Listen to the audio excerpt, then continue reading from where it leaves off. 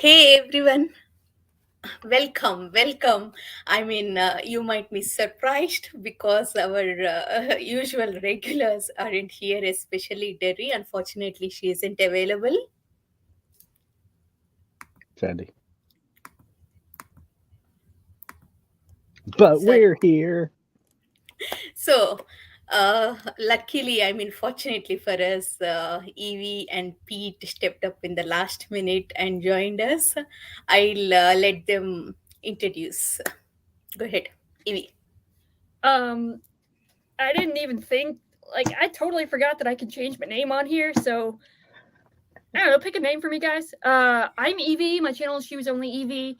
Um, I read a little bit of everything and it's been about 3 months since I've read Liveship, so I might be a little rusty, but we will see where it goes. Yes, Gregory is Dangus, per usual. Um, Hello, I'm Pete. I hail from the channel The Ponderings of Pete. I read mostly fantasy and some sci-fi, and then I occasionally dabble in some other things as well. So, I recently read Ship of Destiny. Had my heart broken several times.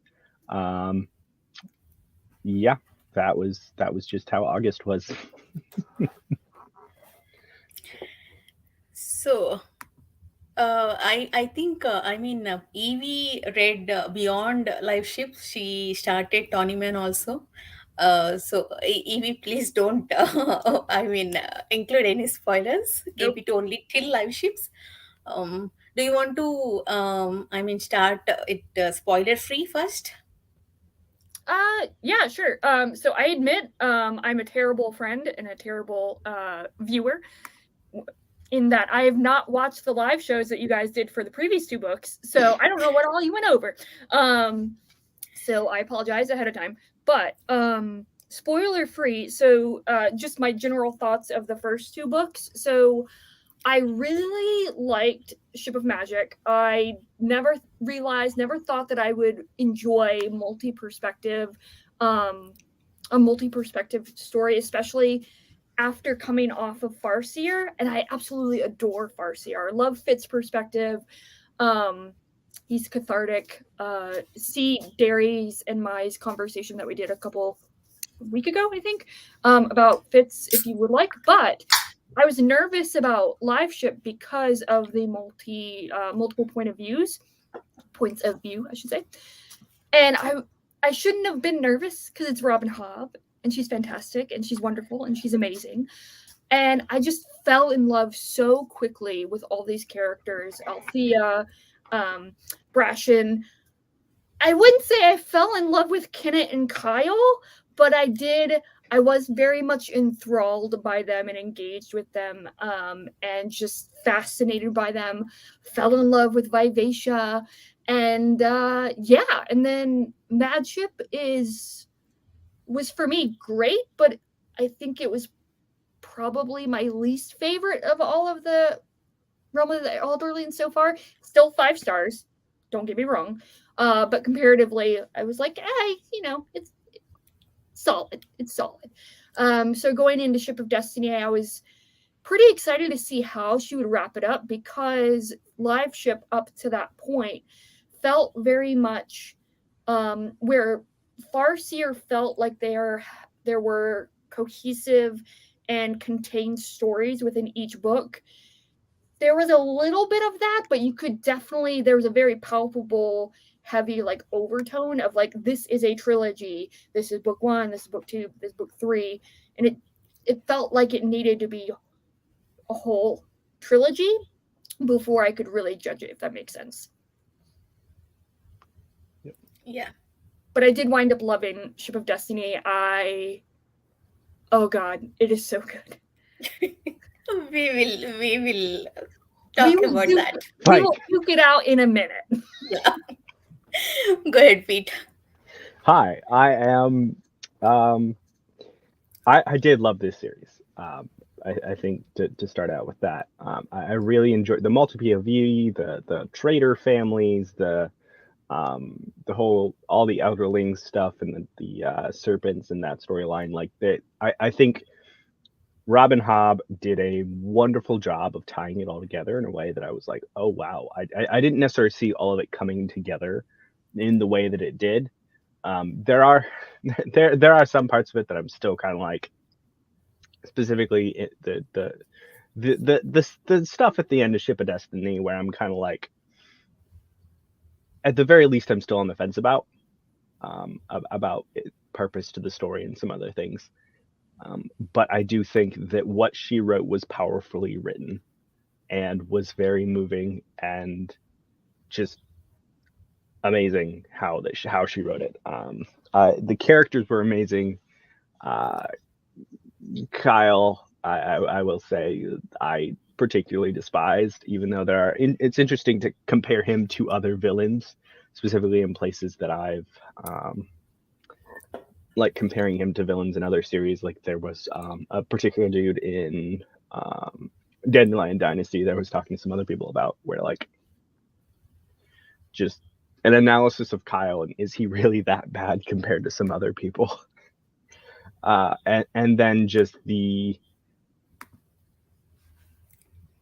Vestrits in general just fascinate me, honestly. Like that's like the peak, like Ronica and Kefria and Malta, and I almost called him Sheldon. Selden. Child genius, right? And just how their story kind of wraps up and everything. It's both amazing and sad, and there's hope in a way that I didn't expect to be hope, I guess. Okay. Yeah, it definitely felt more, I don't want to say lighthearted or, it just felt more hopeful. Like, Mm-hmm. that's the perfect way to put it, Pete. Like, it felt more hopeful as a trilogy compared to Farseer. Like, Farseer, even though it was a satisfying conclusion to the trilogy for me, there's definitely, it feels lighter. Liveship does comparatively. So, Wow, Yeah. that's completely, I mean, different to what I think. Life ship overall is little bleak to me, actually. I found hope in Farseer, and I kind of felt the ending also, it made sense to me. But life ship, from the beginning, Ship of Destiny, Ship of Magic itself was little bleak to me.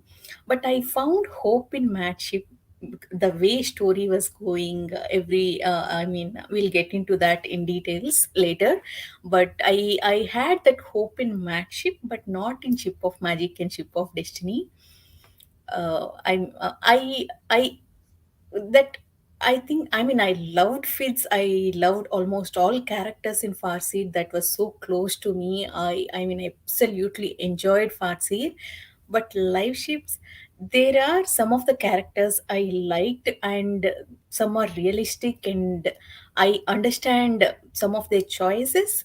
But especially in Ship of Destiny, I did not like some characters.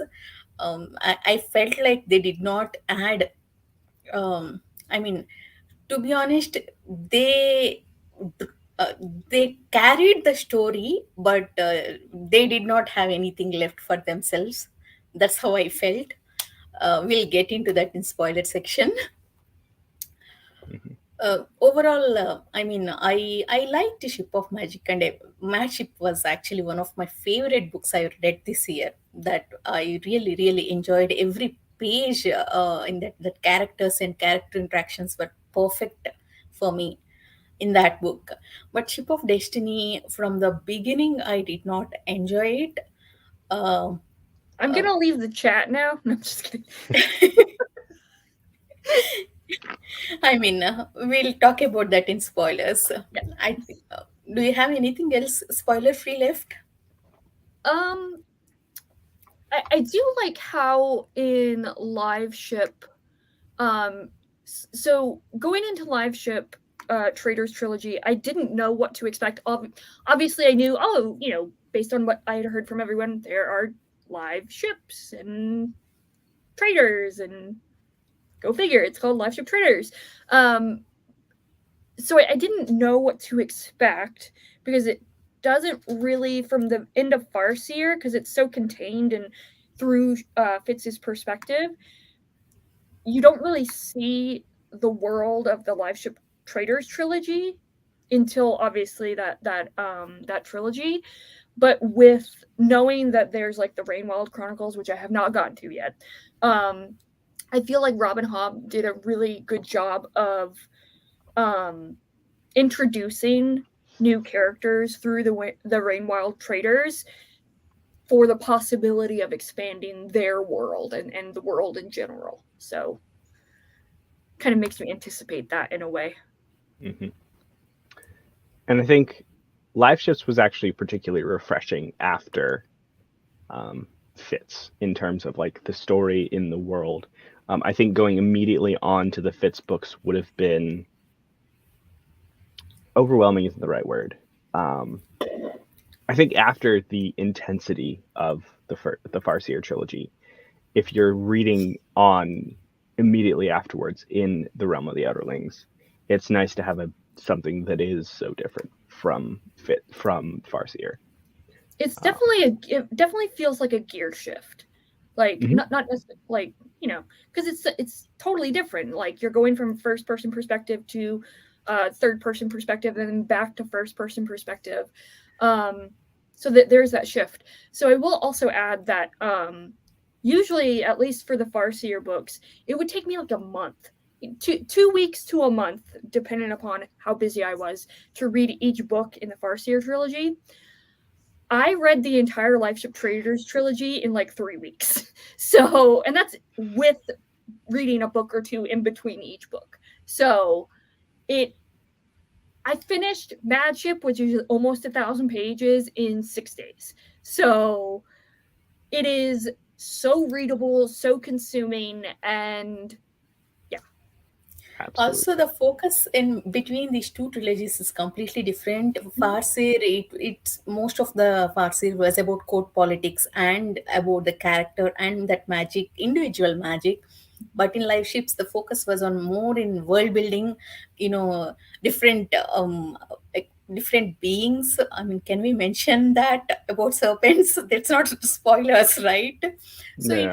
it's more about entire world and what other beings exist in addition to humans. It's more about, there is no individual magic, individual focus. It's more about what we who are there in this world, and everything what affects whom. It's more about them. Mm-hmm. Yeah, because like in Farseer, we see the skill explored through Fitz's eyes. Yeah. In Liveships, we see the skill used a ton, but it's never named the skill. It's never told that, hey, this is the skill that they're using and this is how it works. And then this is also a book of like a series of changes. Like it's about how the world is changing and evolving with the times, essentially, quote unquote, and how very different people approach that, and how different people affect that with their agency. Yeah, and I would it's so I was thinking about this when I initially finished Liveship, and it stick with me here. Farseer, even though it is first person perspective, it feels very like grand because Fitz is going on this quest and it's very like he's exploring court politics and there are so many like observations about the world. And even though it's first person perspective, it feels very grand. Whereas Liveship, even though you have these multi perspectives, it is actually pretty contained. You have the start of Ship of Destiny and the whole like catalyst of the trilogy is Vivacia being stolen from Althea, and that's really where the focus is and where the crux of the trilogy lies is Vivacia. And it doesn't really go beyond that. I mean, obviously you see bits of everything, but really the focus of the story is Vivacia and getting her back rather than exploring court politics and all this stuff. Does that make sense? Yeah. A little bit. Yeah, I see where you're going with that. Okay, so now I mean, slowly we'll get into spoilers. Before that, chat how much you rated the book and let us know your thoughts also. And go ahead, spoilery thoughts overall. So I obviously rated it 5 stars. So I don't want to get into spoilers until like Greg has given his spoiler-free thoughts, and then okay, good. Just giving people time to get away. So Yeah, Greg, leave. Greg, are you still here? go away, Greg. Gosh, Greg. I I think he left. Should Nice. be. Yeah. Um, so spoiler thoughts overall. I'm assuming when you guys are referring to the ending and characters not having a uh, what was it that you said, Anitha? Like a purpose or whatever, like at the end. I'm assuming you mean Althea. Yeah, Yes. yeah. I mean, not just Althea, even Brashen. To see at the end of Madship, Brashen was in a good position. He got good character development in Madship. He's sailing on Paragon actually to save Vivesha. But I felt even Brashen doesn't have anything to add value in Ship of Destiny. Almost every decision he took as a captain failed. Hiring Levoy was a mistake. Hiring slaves was a mistake, and to save Althea, he came close to Kenneth. That put entire crew in danger. And when they were drowning, Amber was the one who saved them. Brashen isn't, and Brashen had experience being a shipmate. He had 3 years of experience, but even at the end, he did not take any action. Intro was the one who took action. Paragon was the one who took action. It's almost Brashen did not have anything to do with other than being Althea's boyfriend. So both Althea and Brashen, I mean, I felt like they were pawns, in bringing Paragon to Kenneth. Other than that, at the end, they were doing Tintaglia's bidding. They did not have anything to add other than that. That's how I felt. Mhm. I can see that. I mean, I honestly I can't argue with that because by the time I finished Ship of Destiny, and I think I had messaged this to Derry on Voxer or maybe on our like group chat or whatever. Like it, the Liveship Traders trilogy, while it is multi-perspective, it really is Paragon and Kenneth's story, Yeah. and I really liked that. So everyone else was kind of like, even though there was no main character, all the other characters felt kind of like drivers for Paragon and Kenneth's story. Mhm. And I will say about Brashen being an incompetent captain, I think that is excusable because one, so Brashen has experience with being with watching a captain work, and he has experience being a ship's mate. But his experience being a ship's mate and watching a captain work are with an experienced captain, an experienced crew, and a well meshed crew. Like his experience is not with a new crew.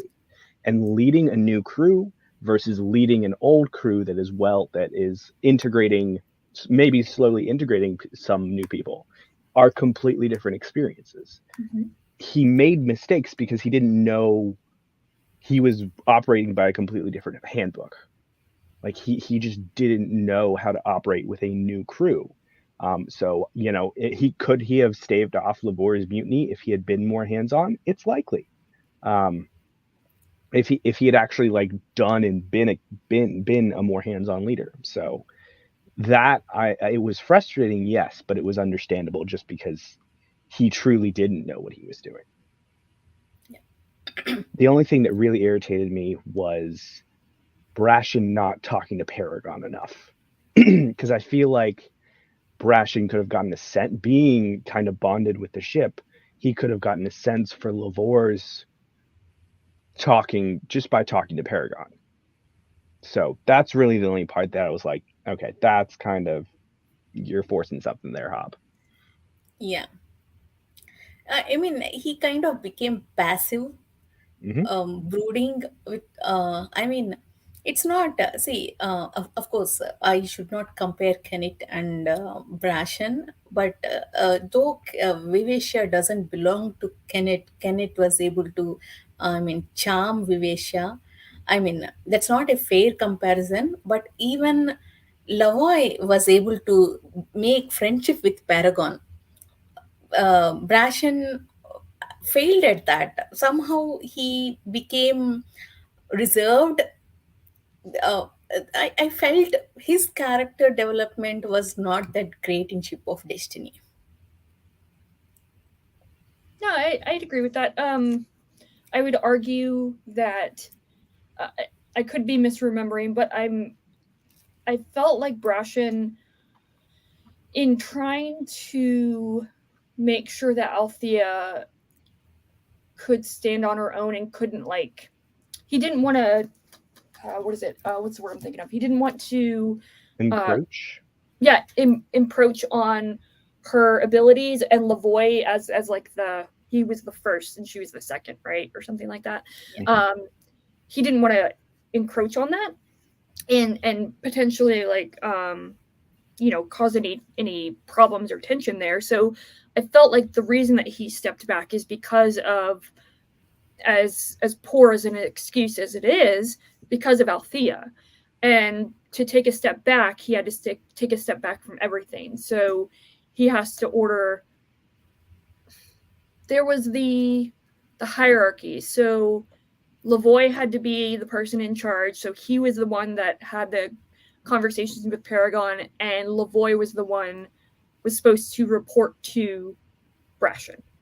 So he was trying to establish some sort of hierarchy, albeit couldn't really trust Lavoy because obviously of what went down. Um,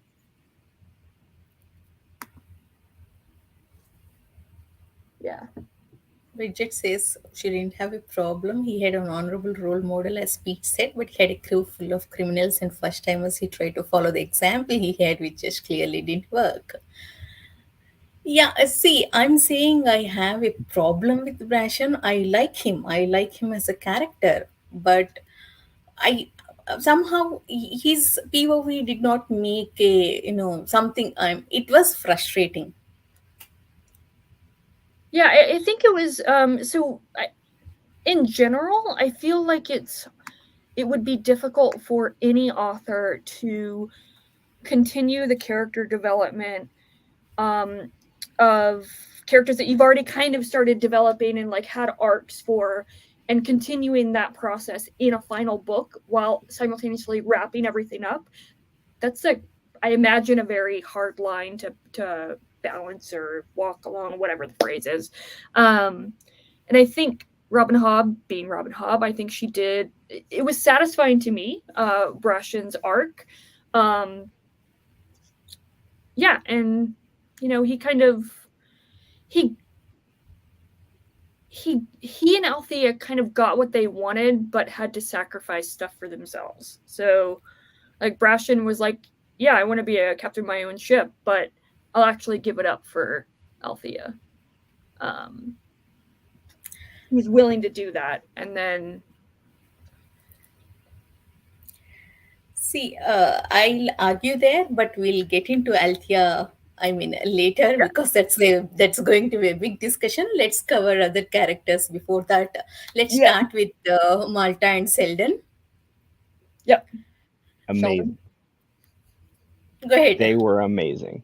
Just like, I think up until this book, like at the end of Mad Ship, I was like, oh, Malta's improving some. Beginning of Ship of Magic, of course, I was like, Malta is the worst. And then at the end of this one, it's like Malta's Malta's walking a fine line, doing amazing at it at the end of this one. And she didn't turn into a Mary Sue where she's like, oh, I'm going to negotiate this contract and get it negotiated perfectly, because Kenneth was able to take advantage of her, and there were other things that she couldn't control and some other things. But she did amazing for where she was. And then now she's going to be the mother of the elderlings, which is so cool. Yeah, that's very cool. even Selden, I mean, I started liking him right from the end of Matship. He was, I mean, he became, I mean, very smart. Even with when Rain and Selden got into trouble, Selden was the one who came up with solutions like, okay, let's hide here. Uh, he was proactive, and he did not. Uh, he wasn't a helpless kid. Actually, he was very Mhm. proactive in finding solutions and helping Rain. I really like that. And even in Ship of Destiny, he was, I mean, we kind of can see that he was infatuated with the dragon, but at the same time, um, I mean, he's more accepting and understanding how to deal with dragon more than the adults around him.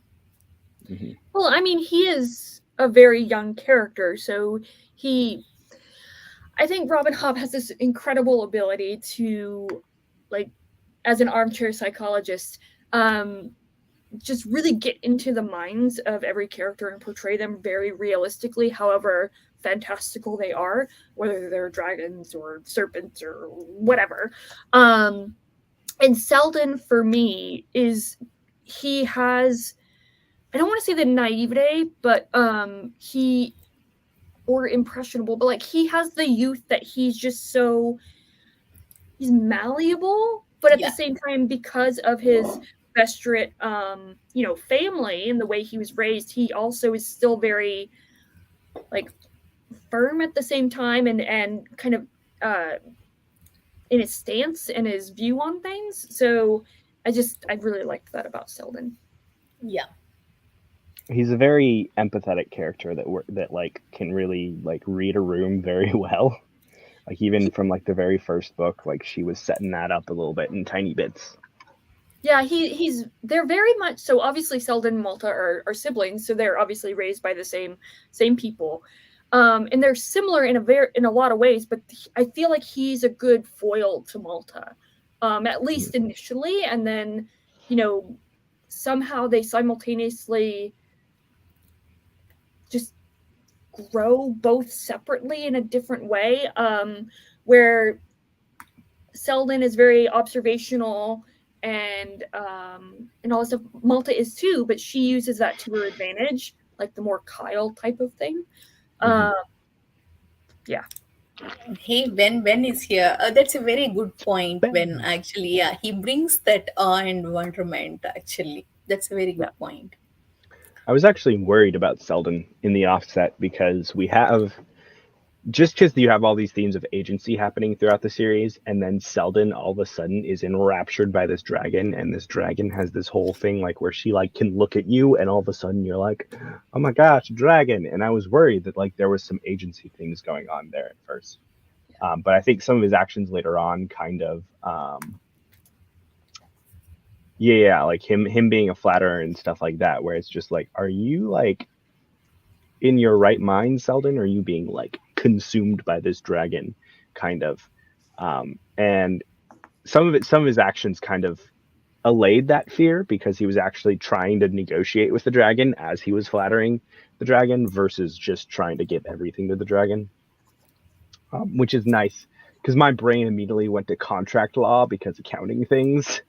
Because I was like, okay, so if you're under the influence of this like magical gaze that makes you more favorable on this dragon, can that be counted against you in court in the future? Are they going to like establish precedents for that, or are they going to be like, hey, so the dragon has to have their eyes closed while they're negotiating?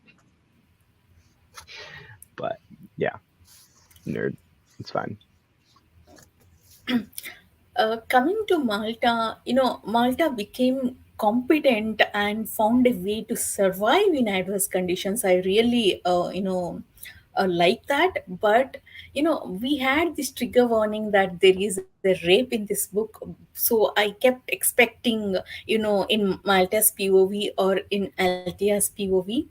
So that actually kind of affected my enjoyment. I think that in especially in Malta's POV there was this continuous threat of rape on page. So that I did not want to go back to her POV.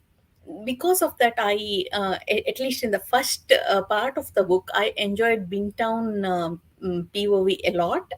um, so I should say that though I liked Malta's character development, it wasn't a great reading experience for me. Yeah, I mean, overall, I was frustrated by Malta, much like everybody else is. Um, I wouldn't say that it was my least favorite perspective, um, but I could like appreciate her. Um, I was more invested in like the Brash and Althea Vivacia perspectives. Yes. Channing, I thought you will talk to Greg like that.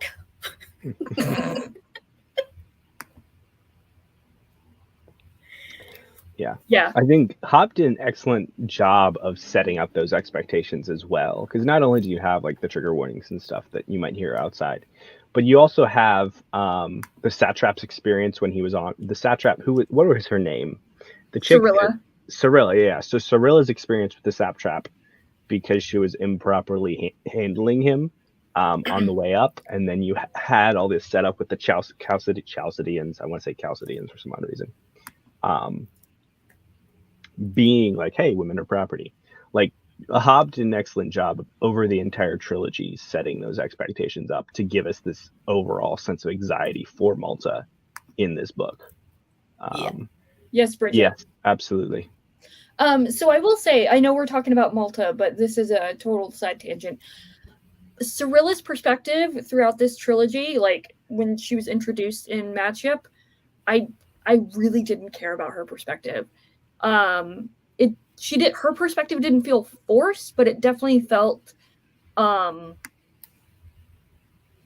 unnecessary.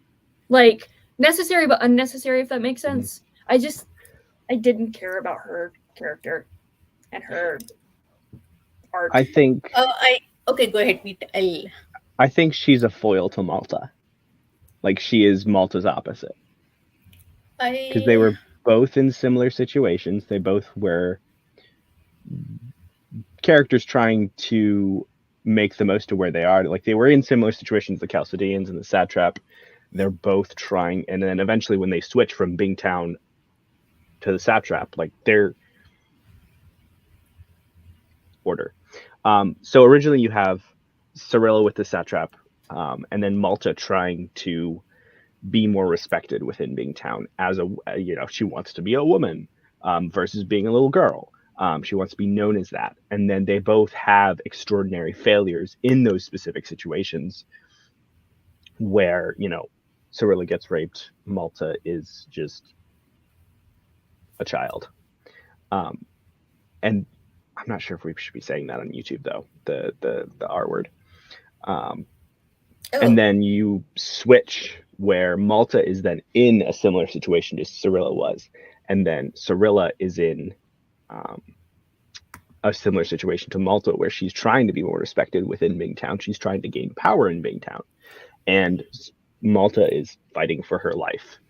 Malta succeeds so much more because she adapts to her situation a lot more, and Cirilla conversely does not adapt to her situation whatsoever and lets her past define her in very, very negative ways, and doesn't actually try to adapt to the situation and protect herself. She arguably puts herself, that's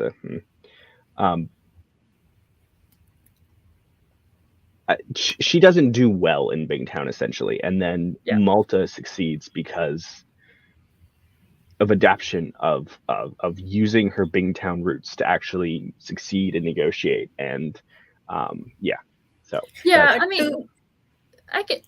Sorry, go ahead, Anita. To justify Cirilla's actions, she has gone through that trauma, so she decided that she doesn't want to lose her power because the what happened with her change her the way she looks at the world.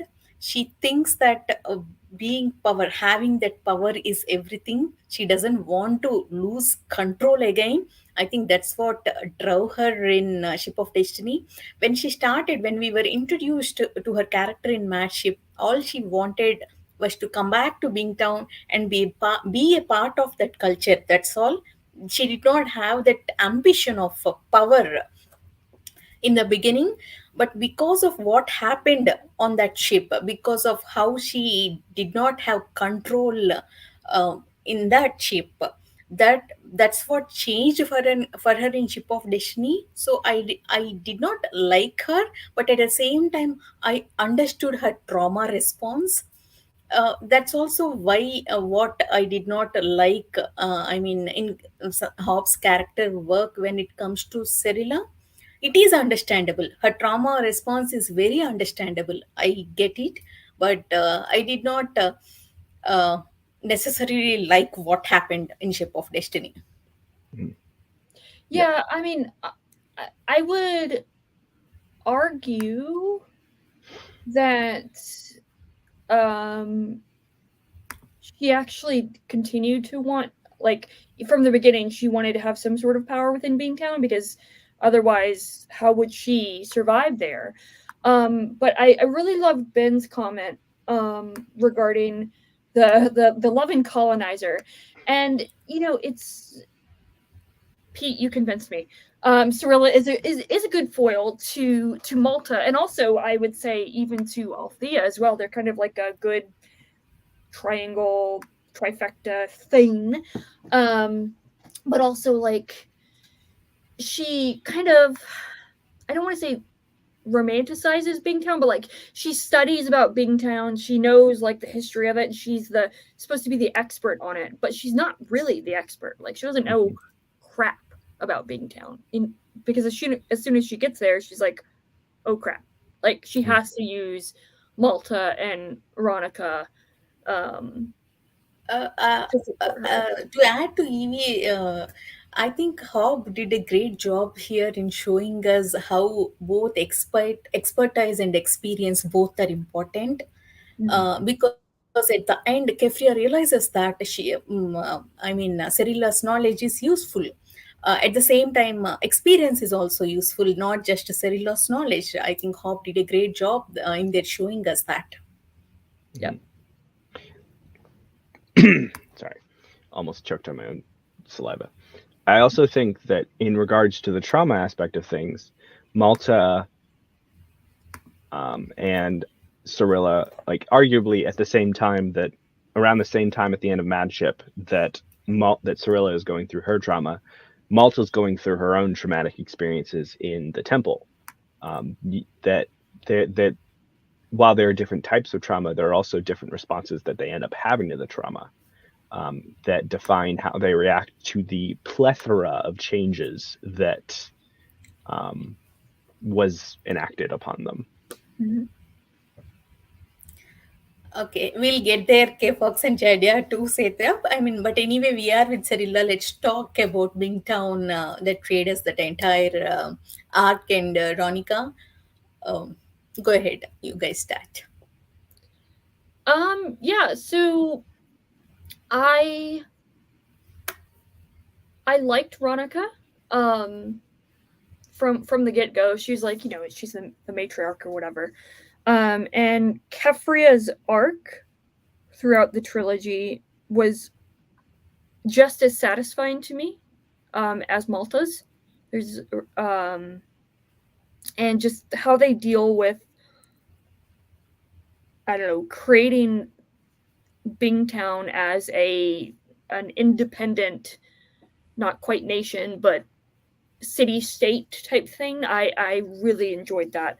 It was really fascinating, and it was done really really well, incorporated into the story really well, I think.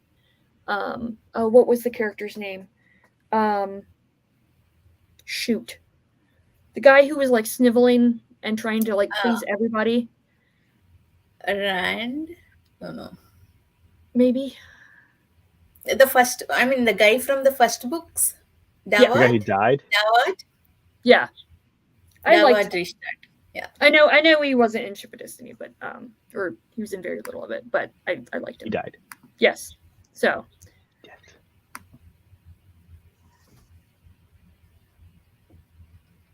Interesting. I think, Chadia, I think you are talking about Ship of Magic initially. Uh, anyway, sorry, Pete, go ahead. I think I also loved like the evolution of Bingtown and the Rain Wilds to their own city states type of deal. Um, I I would have actually loved more Bingtown councils. Like weird take.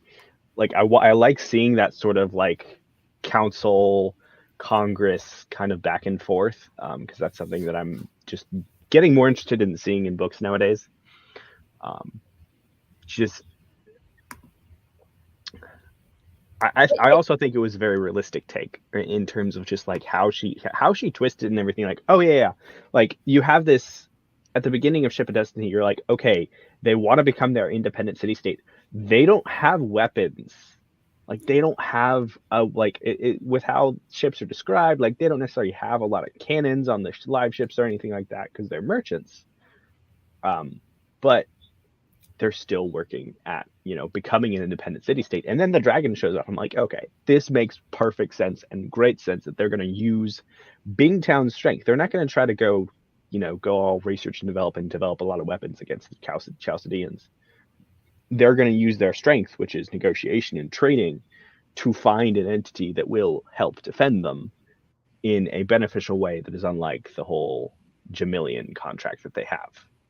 And then they worked to integrate the new traders, the three ships people, like that. That was great, and I really, really loved how that was all great.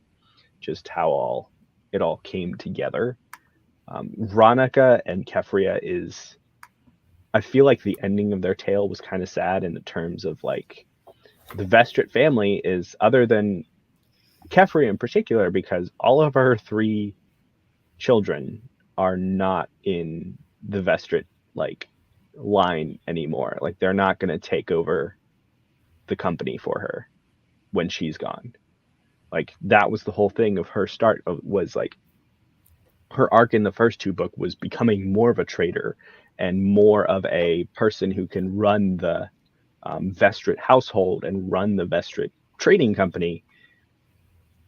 But now she's not going to have anybody to pass it on to. So that's where I think there was a beautiful sadness there.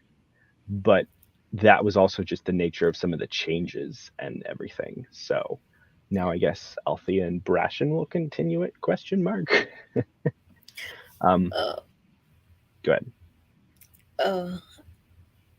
Actually, I okay. Maybe it's unpopular opinion. I don't dislike Kefria. At the same time, I did not care for her by the end because whatever she became, she did not work for that. Actually, she got everything because of being born first. That's all. Althea was the one who worked for everything. We'll get into that. But I mean, I'm happy for her, but I did not care, for what happened at the end. It's not like I was satisfied or anything. Even if she wasn't mentioned, I would have been okay. Um, but in Chip of Destiny, especially, I liked Ronica's arc a lot. Her tenacity, her decision to come back to Wingtown and take part in rebuilding the Wingtown, her conversations with her, servant Rage, the way she realizes, okay, we have to include that three ships, immigrants and new traders, and even tattooed people, Yeah. all that was incredibly, that's very well done. I really enjoyed that. Yeah, I mean, so it's interesting. So Kefria, I see why, like, logically it makes sense why she became the trader. She is the firstborn. That's how their trader families worked. And she grew into that role. And I I think I liked her arc better than Malta's, honestly. Um, especially with having to deal with freaking Kyle. Um, I'm sure we'll talk about him. So Okay. I actually want to get to Althea's arc and all these paragons and Kenneth before you leave Evie. So let's move. I think we should cover that first. Anyway, um, I'll let you talk before I start my ranting because once I start, I don't know how when I'll stop. Okay, go ahead. okay, are we starting with Althea first, or are we doing Kenneth. Kenneth first? Any your choice. All right, let's do Althea first Okay. because I have lots of thoughts about Kenneth. So Althea, she, uh, I like her as a character. I liked her from the beginning, and I liked her at the end. I do know like her arc, or at least the kind of the end trauma scene of her experience with Kenneth definitely felt out of left field. However, I appreciate the way that it was portrayed and her reaction to it, and how that not only helped her um, deal with the trauma of it, but also her relationships with others and connecting with others. Because she wouldn't talk to Brashen about it because she felt so ashamed, and then because Paragon took the pain. He didn't take the memories; he took the pain of it. She was able to kind of open up to Brashen about it, and they were able to connect better because she was able to actually talk about it without the pain. I felt like the steps taking her from, excuse me, I felt like the afterwards, because it was at the end of the series, because it was at the end of the book, I felt like it felt slightly rushed, from her going from traumatized to actually moving through it. I think the steps were definitely portrayed in a good way that can be helpful, especially in some for someone to help understand what steps can be taken to alleviate that said trauma. But again, I feel like it's something that either should have happened earlier in the book or should have been explored more in a different book, if it does. But yeah. Okay, so I'll start. Please bear with me. Please don't leave. Anyway, see, our experiences and shape us. Our triggering points depend on what our perspective was. Althea's arc was close to me because Bingtown's culture is close to uh, Indian culture when I was growing up. I mean, it has changed because the parents' generation changed. Parents are educated now. So last 10 15 years, there was a lot of change. But before that, before when I was kid, it was very similar to, being town culture. When a girl wants to go for higher studies or when a girl wants to go for work, parents won't allow because they want to marry her off, because it was always a fight, if girls has a dream. So when uh, when something happens to the girl, it doesn't necessarily have to be abuse. If a guy stalks her, or if he wants to marry her, if he comes home to parents to ask for her hand in marriage, parents doesn't want that because of their racism or casteism. They immediately blame that because of sending for higher studies it happened. This happened in real life. I have seen it with my friends, in my extended families. It was close to my heart, and it was also a well executed trope in Indian stories and Indian cinema. There are different, I mean, the way they executed was totally different. Sometimes something happens to girl and she comes back that and she apologizes to parents for dreaming big and okay, I'll agree to get married and settle down. And there are different ways they executed it. So that's why that arc is close to me. That's why it triggered me a lot, because Hobb came very close to executing that trope. Althea story started as, that having ambition, wanting to captain her own ship, for dreaming. She doesn't want to, get married and stay back. So it was important to me for her to achieve that dream. I understand that at the end, Althea did not come back home and get married to someone her parents chose her. She settled with someone she chose, but it was very close to the same trope where she did not realize her dream and finally settled down and got married. That it that oh my god, I can't tell you, every single page, every single line triggered and caused trauma to me. That bothered me a lot. I understand the aftermath of that scene. Every reaction was realistic. The way people reacted, her friends reacted, her own family, how Wintro and Vivesha reacted, that was very realistic. But every scene, every conversation started triggering me because of what I have seen in my life. I understand Brashan is a great, partner for Altia, but that did not reduce my pain, because that's not what she wanted. Because Brashan offered her that, okay, we can go, we have Paragon, we can go and have our own life. Brashan offered her, but she did not choose that. When he offered that, she chose to, I need to go to Vivesha. That's what she said. Yes, Althea chose Brashan at the end, but she was forced to make the choice because of what happened. It wasn't her first choice.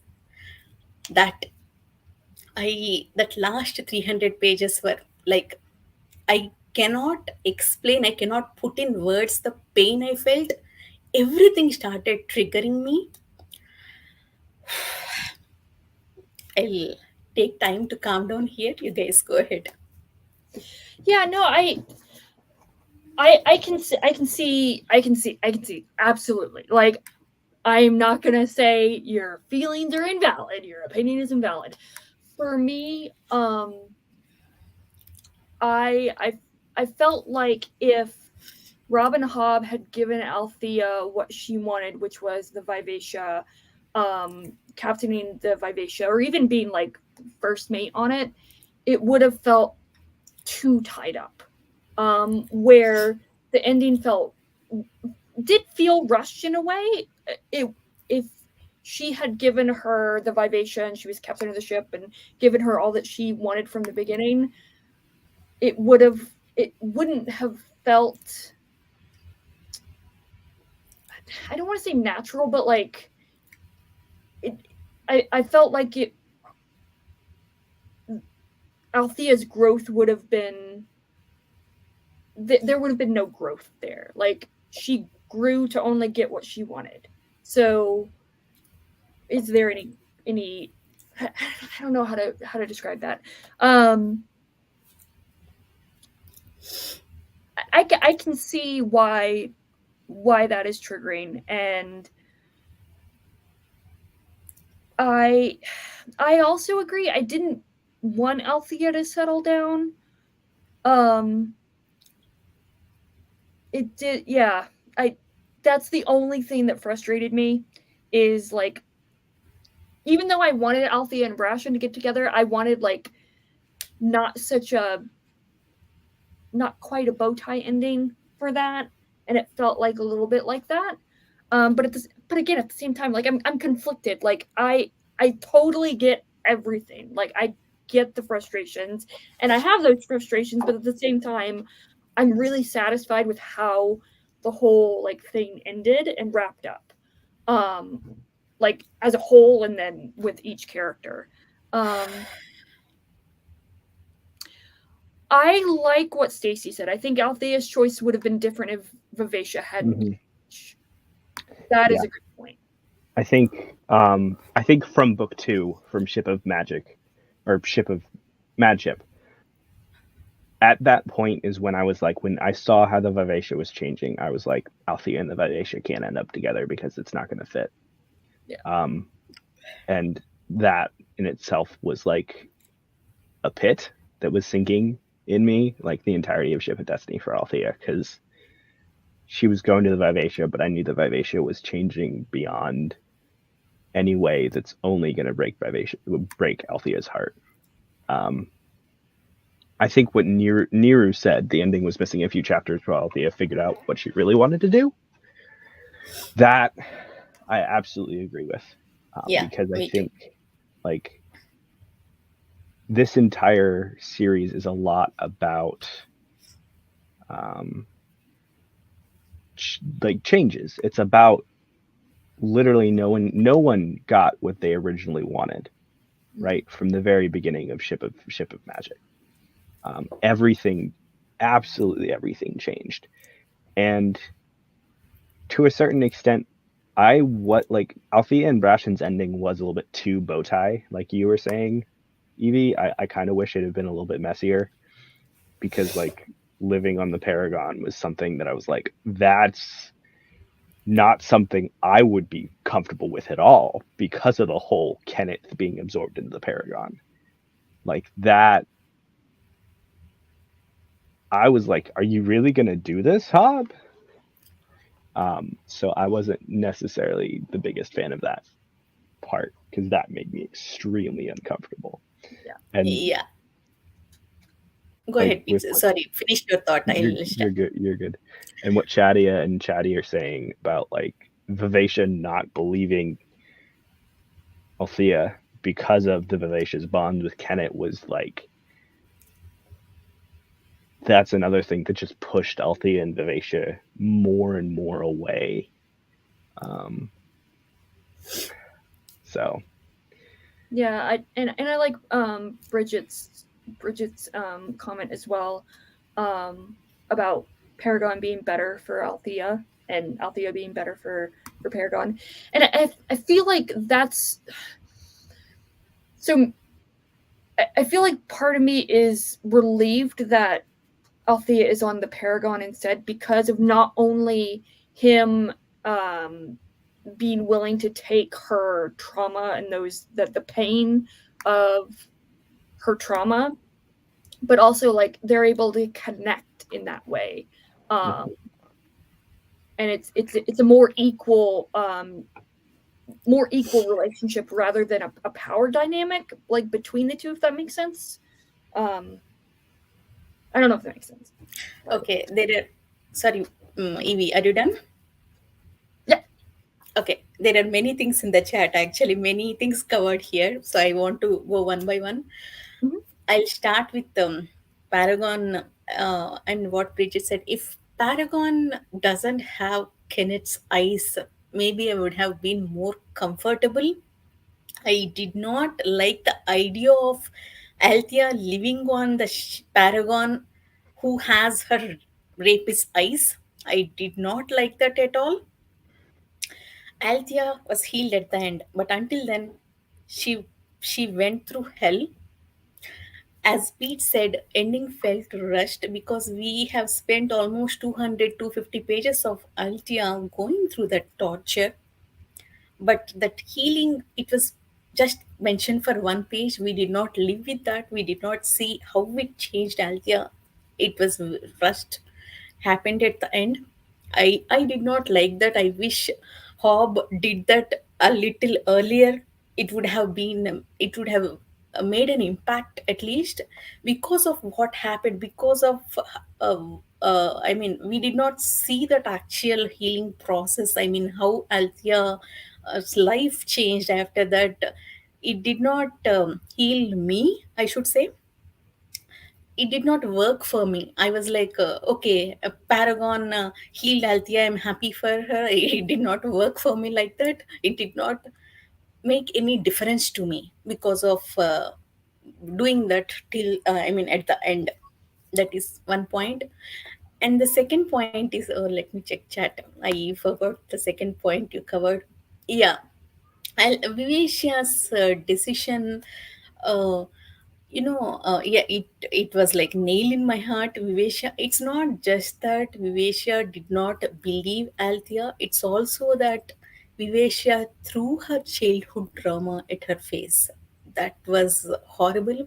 I mean, Vivesha, like, I mean, when you were a kid, that happened, right? You used to have nightmares. So maybe you had nightmare like that, something like that. Vivesha said, throwing her that trauma on her face was like horrible.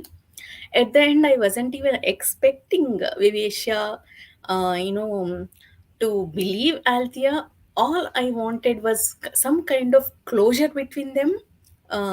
Althea saying goodbye to Vivesha, but I was really disappointed that we did not get that scene. Instead, Althea was going to say goodbye to Vivesha. That scene was cut, and we jumped to that spring and Malta and Etta in Jamelia.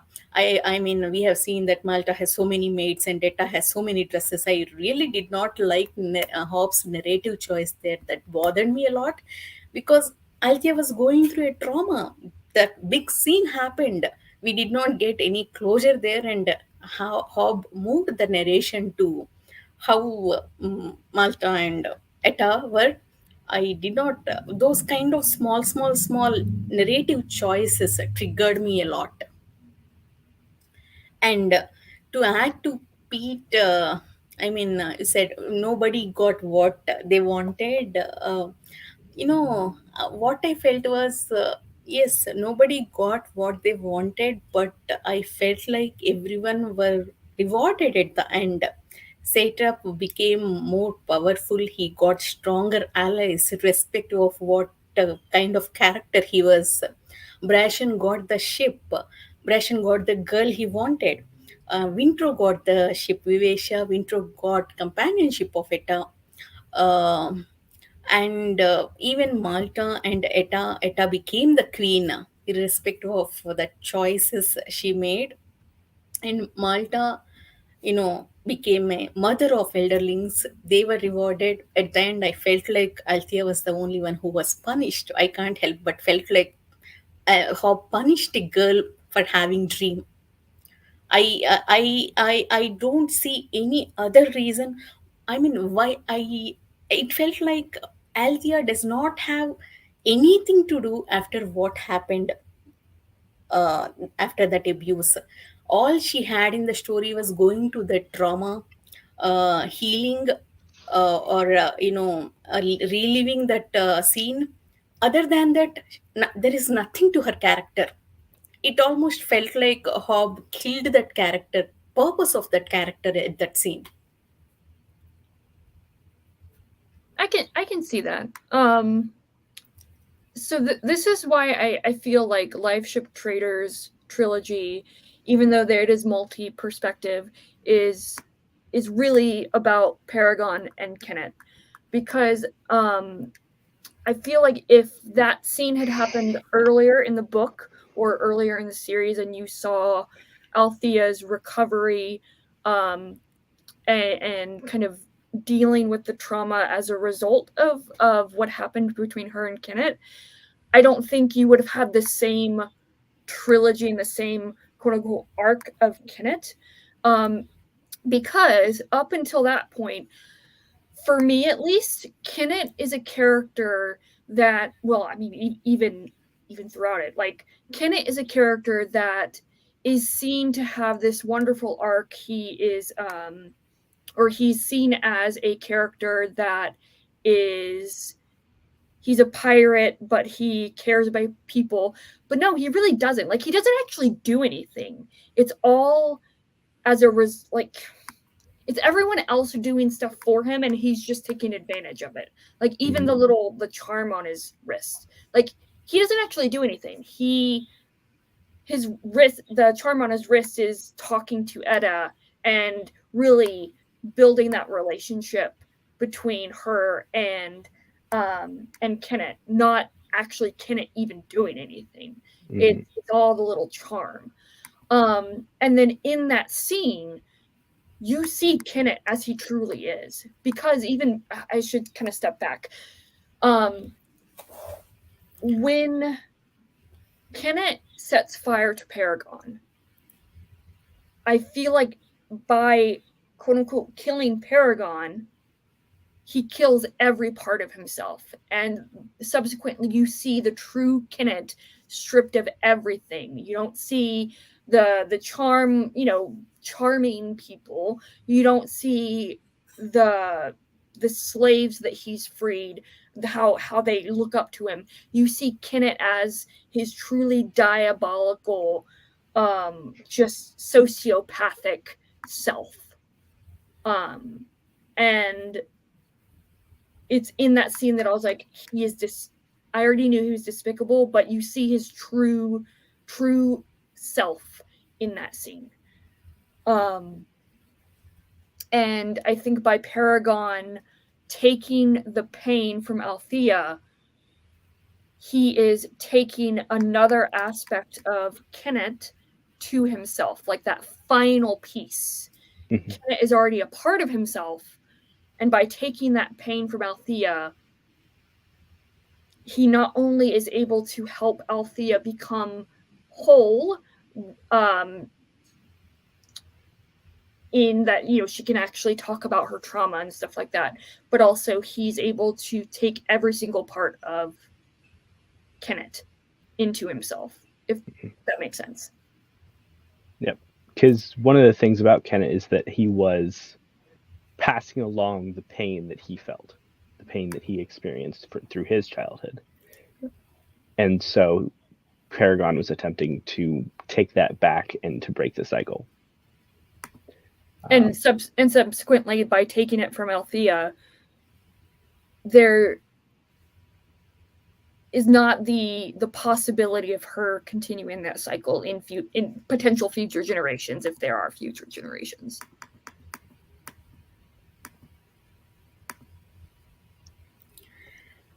Okay. I missed the talk. I wanted to say something when Evie was telling. I totally forgot now. It's okay. Yeah. uh, uh, oh my god, it's hurting a lot. I need to control my voice. Okay. This whole Kenneth. See, I understand why Hobb did that. Maybe that's the way. That's the great storytelling which I don't understand. But personally, I did not like it because Hobb had so much time, 2.5 books, to discuss what Kenneth has gone through in Igrot ship. But she chose to tell us that when Kenneth, I don't want to use R word, so I'll use sexual abuse. When Kenneth abused Altia, that's when Hobb chose to tell us what Kenneth has gone through in Igrot ship. Maybe that's how storytelling works, but it felt that Hobb is kind of justifying Kenneth's behavior because of what happened with him. That's why he's doing that. It came across to me like that. I would have appreciated it more if we already know that. If she did not tell us in parallel. Also, at the end, when Paragon was healing Althea, he the terms he used was not Kenneth abused her. The terms he used was Kenneth passed on his pain to you, so I will take that. I did not like those words. It made me feel that sexual abuse was reduced or justified to, okay, that happened with him, that's why he's doing that, he passed on his pain to her. I'm sad for Kenneth for what he has gone through, but that does not justify his behavior. It is, I mean, it happens in real life too, I understand. It is very realistic, people who are abused in turn abuse other people, but that doesn't justify people doing that. I would have preferred Hobb using the words, okay, Ken, it was wrong to abuse you, I'll take you away the pain. I would have preferred that. I did not like that Paragon put the words that, okay, he passed his pain to you, I'll take away that pain. It simplified it. It it it reduced what Kenneth did, in my opinion. No, I totally understand that, and I agree with K Fox.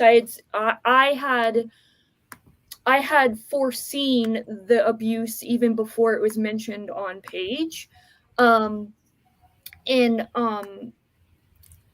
for I completely agree. There's no justification for abuse, whether it's sexual abuse, physical abuse, mental or emotional abuse. There's no justification, and also, like you said, Anita, like unfortunately, even in real life, um, abuse begets abuse. And there can be this thought process that by, how do I word this?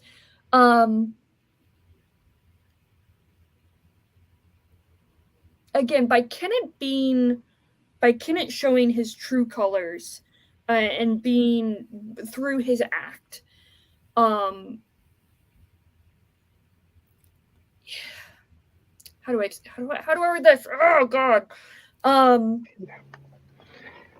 It closes the circle in a way for everyone. And I don't think Robin Hobb was trying to justify Kenneth's actions in any way. But I can see why it can be seen that way. I think more than anything, for me, Robin Hobb was trying to portray that the power of, just the power at play in general throughout. I mean, even in Farseer and then in Liveship, like everything has power, and by Kenneth having this pain from his childhood, he uses that as a power over Althea. And by Paragon taking that pain away from Althea, he gives her power back. In a way. Does that make sense? I don't know if Yes, actually, it makes sense, but I still would have appreciated more if that happened a bit earlier, not at the end. I felt it wasn't rushed. I mean, I would have appreciated if it wasn't rushed. Um, as to add to K Fox and Jadia's point here, it also felt, actually, yes, Kenneth sees himself in Wintro. See, he was. It almost felt like he was in love with Wintro. Actually, when Wintro came on board, I mean, when Kenneth came on board, he realized that Wintro, I mean, is similar to his. Then he had that discussion with Cham also. Then Kenneth has that thought process that he will not be like Igrot. He will not do what Igrot. He'll be better. But the minute Althea came on board, that everything changes. It almost. I mean, I did. I don't know why Hobb, chose to do that. No matter how many times I thought about it, I do not think a plausible explanation there. well, that's why I think I think it all it that it I think Mm-hmm. the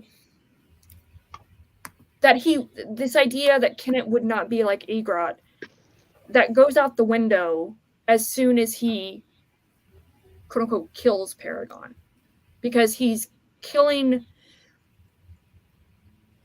that part of himself. Like, I don't know if that makes sense. I just, the scene when Kenneth sets fire to Paragon, that scene, I feel like that's a crux. That's like a focal point. What's that word? Like the thing, like the thesis of the book, where everything could change, or everything does change for everyone. And I just think that scene is powerful in so many ways, but I can see why. Like, I don't know how to say it. Pete, what are your thoughts? Save me for my rambling. So. I think, yeah, what Bridget is saying here is that it from a certain perspective, it really seems to a little bit like it was designed to buy him sympathy. No, I had no sympathy for him. I had no sympathy for him either, but I can see that perspective. I think my main thing is Hobb is showing us 27 million different responses to trauma. Like the central theme of what Nero was saying up above, where it was like Hobb is showing us several characters going through similar traumas and having essentially having them bye Evie. Bye. She's having us. She's showing like I think my something I think I said, I don't know when I said this, but like this is not a book that is an escapist fantasy book, because it takes these very real and traumatic things and shows them to us and tries to show them to us very as honestly as she can possibly can with the time that she has. And what we take from it is kind of on us to a certain extent. I don't know where I'm going with that, but I was having a conversation with an author friend of mine who was talking about how in his writing specifically, he wanted people to ask questions about what he's trying to explore, but not give an opinion on his position for a certain extent. And I think that's a similar thing with Hobb. I think if you talk to Hobb, she would definitely say, yeah, that she wasn't. I would like to think that she wouldn't say she was trying to garner sympathy with Kenneth. That she was trying to show you who Kenneth was truly, but not in a way to give him sympathy, but a way to just for you to be able to react to him for who he truly was completely, right? You want to have that good balanced perspective so you can know, and you can, if you encounter somebody like him in the future in real life, that you could almost have experience in dealing with somebody like this to a certain extent and be thinking about that. And it, like, because Kenneth is an absolutely terrible character, and it's really crazy that I thought Kyle would be the worst person in this series, but it actually ended up being Kenneth. And with the focal point that Evie was talking about, it's a turning point in his story. I agree, and it's really hard to put into words what happens, like, mentally, because he's basically partially forged, and so he's in his own perception putting to death the hold that Egrat has on him, and because he thought he put to death the hold that Egrat has on him, he fails to realize how much that he has just processed, and he doesn't realize the actual hold that Egrat has. Like, he has this perception of, this is the hold that Egrat has on me, but he doesn't realize the subconscious level of the hold that Egrat has. So when he kills it, that essentially does away with the conscious boundaries that he has and allows the subconscious part that is the actual, like, the actual demon inside this man come out and take a hold of him essentially. And I'm not saying that to and I'm saying that as like a this is all part of him. He has like he made this choice, and that is why he's a terrible person, because he still made this choice. Like Okay, there yeah. are so many points to cover. Mhm. Actually, you reminded me of one excellent point, but I'll get back to it later. First thing I want to address is, as you said, this book about escapism.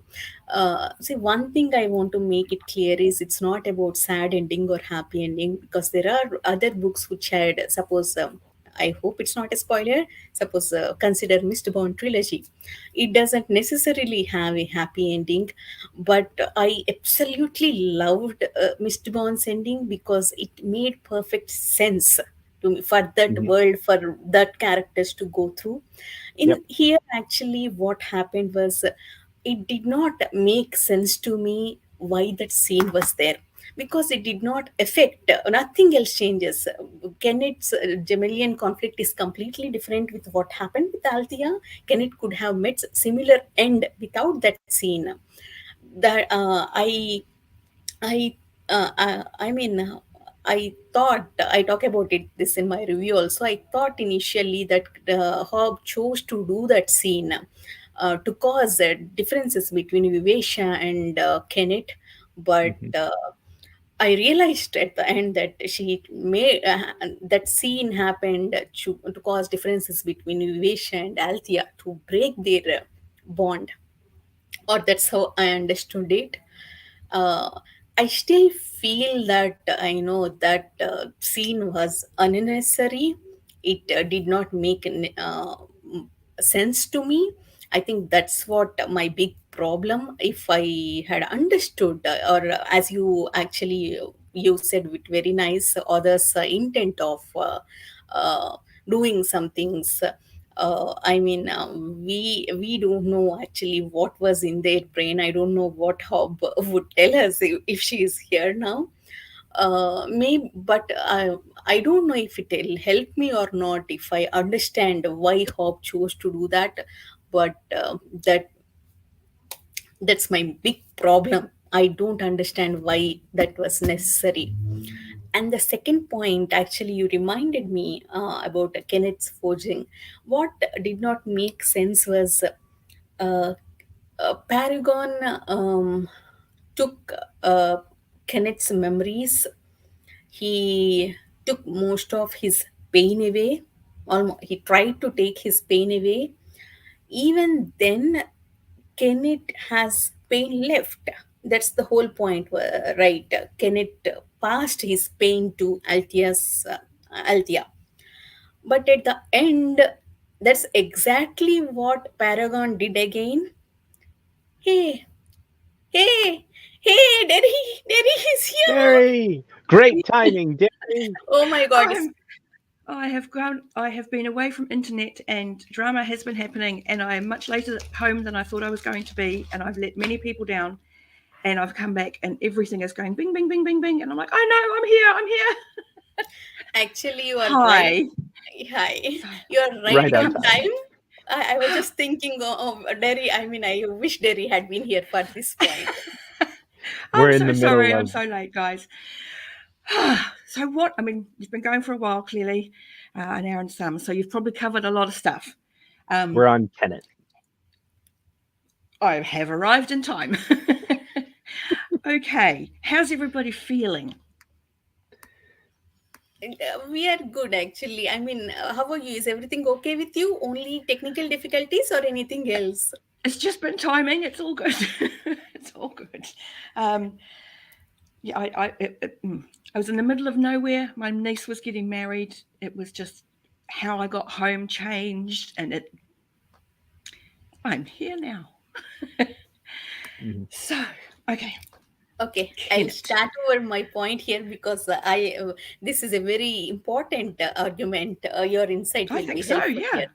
Okay, see, Kenneth was a Paragon took Kenneth's pain away, but he Yep. still have some pain left, and that's what he passed to Althea. At the Hmm. end, Paragon took Althea's pain away, and we are sorry to put it this way, but we are supposed to understand that Althea is healed and her pain is gone. I mean, why it did not work for Kenneth and why we should understand that it worked for Althea? I mean, is Althea's pain any less than Kenneth's pain? I think there's a couple of different elements here. And I have the advantage, and I get this. Most readers aren't going to have this depth of knowledge. And so, this feeling that you have is so incredibly valid. You are totally allowed to be going, that doesn't work for me. That's totally fine. From my multiple reads, what I've been able to sort of cobble together and find it confirmed with each read that yes, that works, how I've put that together, is in that what Paragon has done and what Kenneth has done with their joining so young, and keep in mind Kenneth was a very little boy, and Kenneth did die at least twice, and Kenneth has been put back into his broken body when he's able to heal again. The separation of his pain has usually been literally just taking away the instant of those memories. And we see with, you haven't got to that bit yet, you will see things later that remind you of this. What's left of an event can still produce its own memories. Anybody who's been traumatized often doesn't have the memory of the actual event, but is aware that the event happened. And the awareness of an event happening can produce a lot of the same emotion without the physical pain. So Kenneth, in giving away quite a significant portion of his memories of his self to Paragon, has been left with some very bitter and unpleasant things. And he's developed, he's grown, I'm not going to say matured because he, didn't, but he's got older. And in that time, those feelings kind of haven't had anything good to leaven them. So imagine making a cake, but forgetting to put sugar in. It's still going to rise. It's still going to look like a cake, but it's going to be bitter, like really bitter. And that's what we've got with Kenneth, is that the only emotions that have grown to adulthood are focused on becoming a pirate king, focused on all of the awful things that happened to him.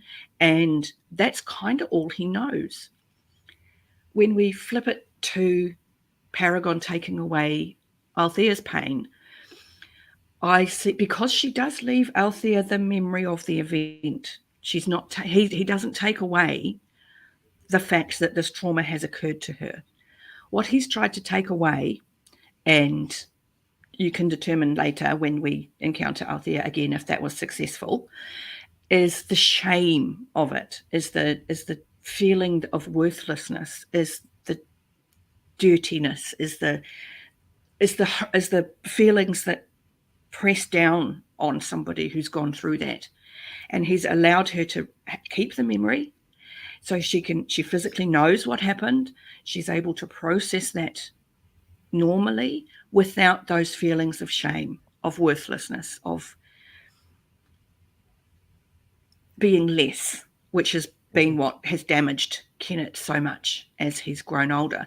But these are nuances that readers aren't always going to pick up on at all, because it's a lot is happening in those chapters. Mm-hmm. And that's a lot to process. And not everybody's going to read it even twice, let alone as many times as I have. So while I can look at it and go, I think that was dealt with really well, I have more context than a lot of readers. So I think it's really important to get new readers to go, that was actually harder than I expected, and I'm not okay with it. That is totally allowed. And okay, so that's where I come from with Kenneth and Althea and the pain and so on and so forth. So yes, that's where I come from with that entire situation. Drink. We actually almost covered everything except Wintro and Etta and Vivesha. Oh, Vivacious fun to talk about. And I think one of the things that's been mentioned by a few people is that we kind of wish with Althea that we had like another chapter Mhm. kind of exploring her processing everything. Yep. Just between like where she actually like processes everything with Brashen from the point of like earlier. Yeah. I think, and that's, I mean, it's a complaint with Farseer as well, that it just sort of ends Mhm. with only some of the storylines really dealt with. With Liveship, she does a better job of wrapping up all of the loose ends, and there are more of them.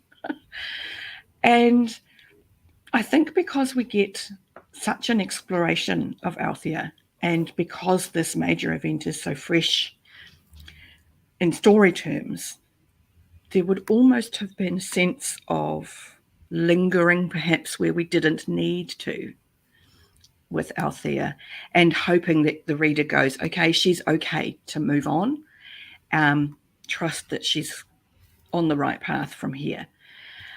As I say, you will encounter Althea again later, and you will be able to judge from those interactions how well she is or isn't doing.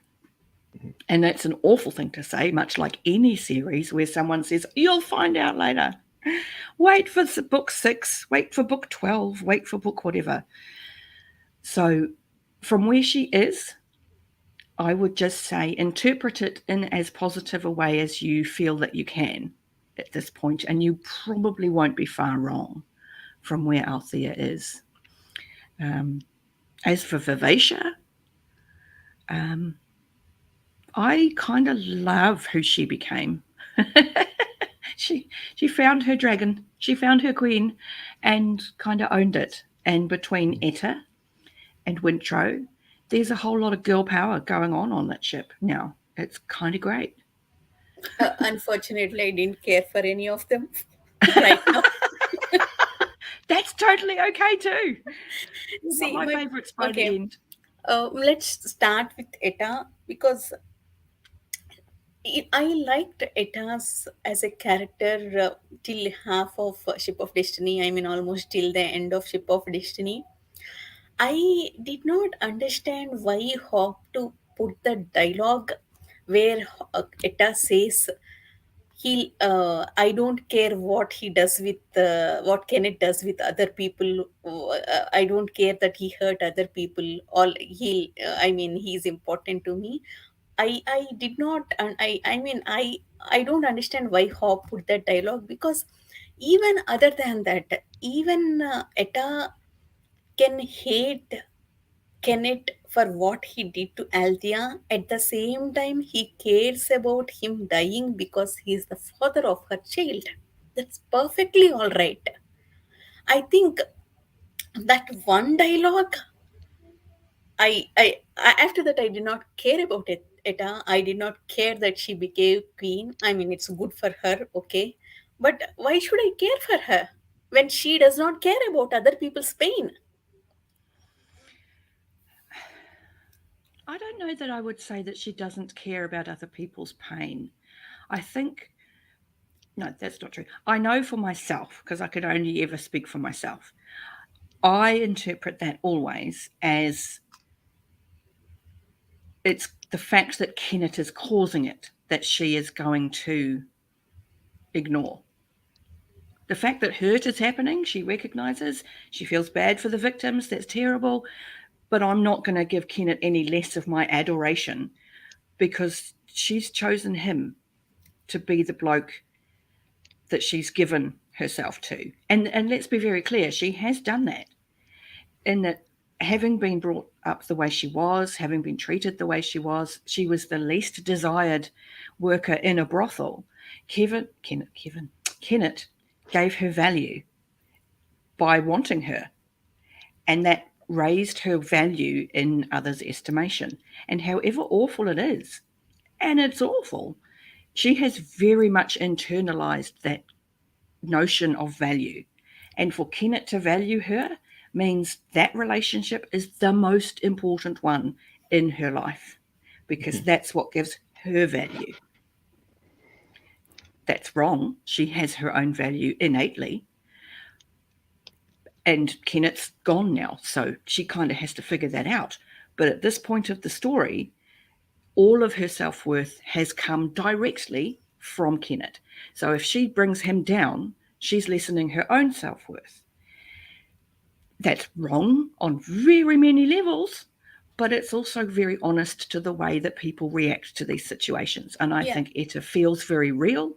I think that that's a not valid, but that's a logical outcome to her situation. And she even feels some guilt about it when you see her interacting with Althea. You see that. She knows what went down, and she feels really bad that that went down. But she's not going to blame Kenneth. She's just not.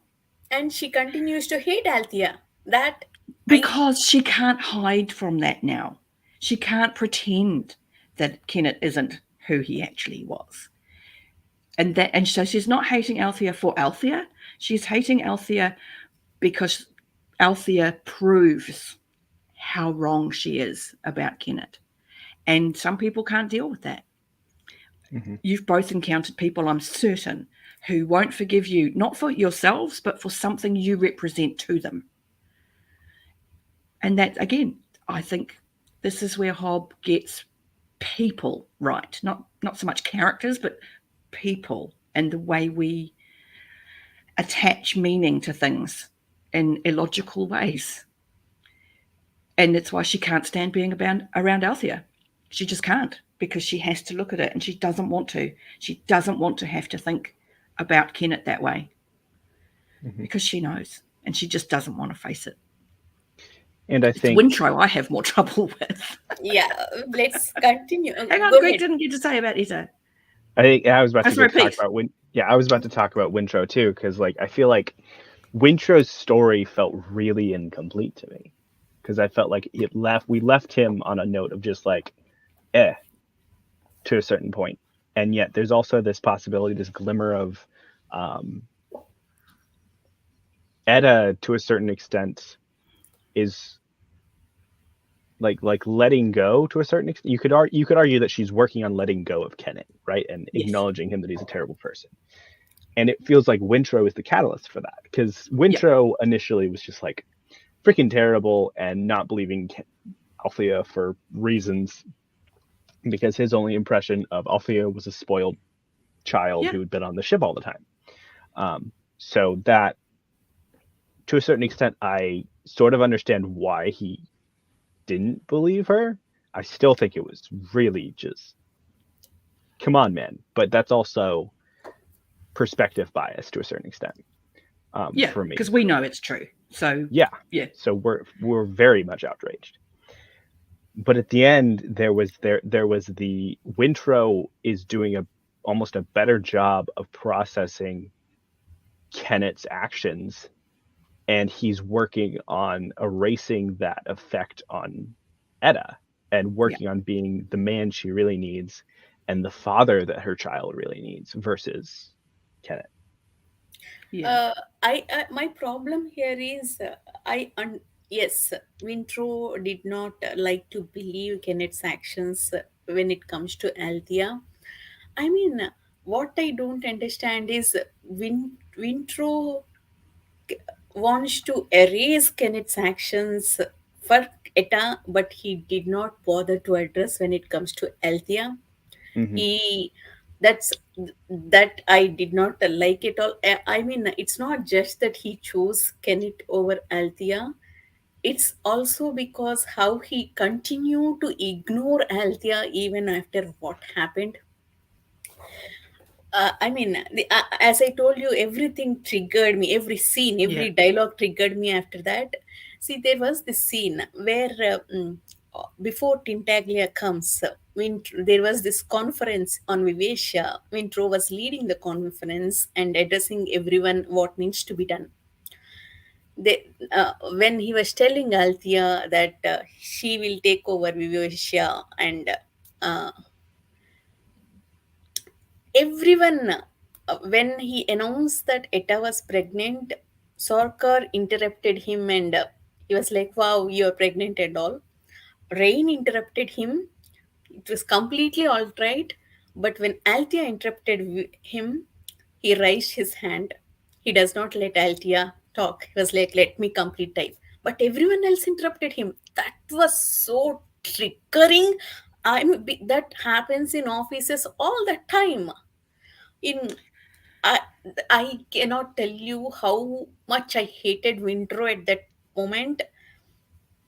Why everyone is allowed to interrupt and why everyone is allowed to talk except Althea? I get with so many. I genuinely think this is deliberate. Everything that happens, particularly to Althea at the end of this book, is showing you that even when the big events are changing, and even when world shifting dynamics are going on, this patriarchal societal lessening of women still exists. They still have to fight for it. This is still a real thing that is so embedded in all of the characters that this is something they have to really still work on. Mhm. It's also trying to point out to the readers who perhaps have never encountered this sort of willful blindness that occurs after something traumatic, where people don't want to look at it. They don't want to see it. They don't want to address it. It's difficult. It's unpleasant. It makes them rethink everything they know about people, the people involved directly, the people around them. And quite often, people would far rather avoid it. We're going to pretend it didn't even happen. And I think the rage that someone who hasn't gone through this feels is deliberate. This is designed to poke people and say, no, when you're told about something like this, you address it, you pay attention, you actually look at it and talk about it and change the way you act around everybody else. And the fact that people don't is more emotionally charged than if she'd addressed everything and everybody was happy ever after. That's not how Hobb works. Yeah. So where it becomes very difficult is when, as the reader, we have been through those things and it becomes triggering because we're like, no, we already know that's what's happening. We already know how this feels. I don't need to be reminded. And again, the multiplicity of reads and the amount of time since my own triggering events, I can look at that now and go, okay, from a writer's perspective, I can understand how this is being done to be provoking. I can understand how it's being done to press an issue that is actually really difficult to talk about because we don't have these conversations out of nowhere in real life. You don't go, yeah, we're going to have a drink down the pub. Yeah, we might talk about the trauma and response to women who have been raped. Because you don't. You know, you go down the pub, talk about what happened on the football field last week. But when you've got a discussion around a book, you can go, yeah, it's really crappy how people react, isn't it? And I think distance, in a lot of ways, for me, it has helped me see it that way. But I've read it a lot, and not a lot of people will, which is why it's important, particularly, Anita, that you had your rant video the other day. And because it's important that people know that, yeah, if you feel this way, that's totally normal. This is totally okay to be outraged because people like Wintro exist who go, oh, that was awful, that happened, we're going to ignore it. Mm-hmm. Because people do. And that's why I'm not a huge fan of Wintro anymore. Yeah. See, I already told this to Derry. I mean, I told her whether I'm not sure if I'm ready to continue the rest of the realm of elderlings. I adore Fizz. I want to go back to Fizz and I want to go back to Buckkeep. At the same time, I don't want to see Wintro again. I don't want to see Etta again. I am not even sure if I want to see Althea again. I Well, after the I live, I will tell you where you will encounter them and how many books you can read safely. Also, I promise this was the hardest and most trauma-inducing part of Realm of the Elderlings. Basically, if you've got past this bit, everything from here is nowhere near as bad as far as trying to get through these very difficult thoughts and emotions and events. Mm-hmm. But yeah, it was. That's a really good point, Chatty. Yep. That was the part that kind of stuck out to me, was just like he didn't end up actually believing what she was saying. He only believed her because of Edda. And it's just like I think the concept, the scene you were talking about, Anitha, where you wanted Wintro to go to Althea and address the big elephant in the room. I think that's something that I really would have liked as well, because like all of the Wintro's processing that we do, I think we see in that scene where he's like the dance is happening. That's where we see him processing, and we could have used Wintro to Althea heart to heart in that extra chapter that we all want now. Yeah. Yeah, both between Wintro and Althea, and between Vivesha and Althea. Mm-hmm. Oh yes, That would have given us closer, at least given me personally closer. I wanted to see that. I really did not like that Hobb cut that chapter off. Nothing. Even at the end, when Ophelia and Vivesha were talking, there was scope to include that. I mean, Ophelia asked Vivesha that, "Are you missing Wintro?" Vivesha tells that, "No, Wintro will come back. I'm thinking about the whole world." Even that one single line, I miss Althea though. But she did not include that. She did not give that to Althea.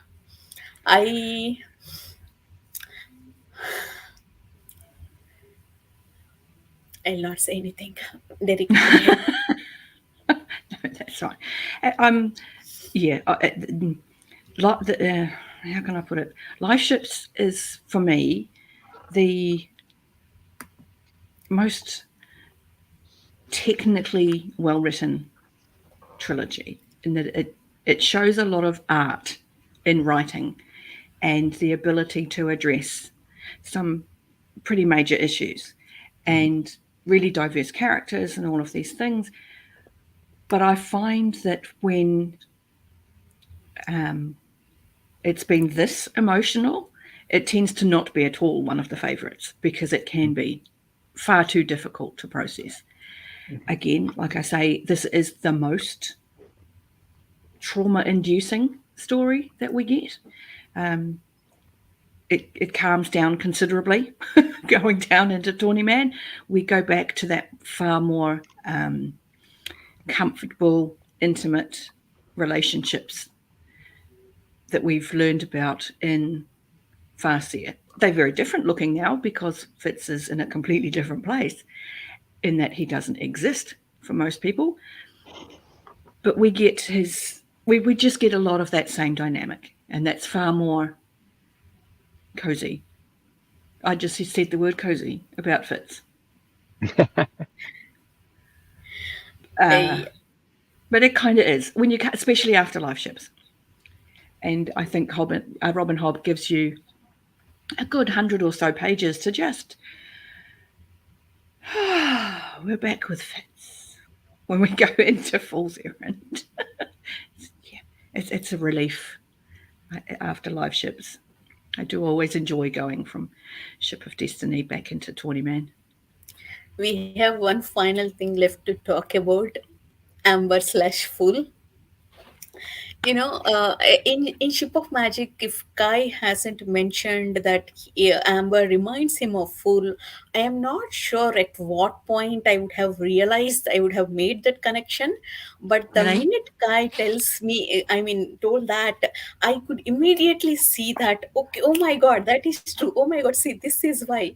And from the moment Amber tells Althea how to act like a boy, how to disguise herself as a boy, and that wood making shop, everything. There are so many hints for realize that. But I wonder if I already hadn't know that, I would have figured that out.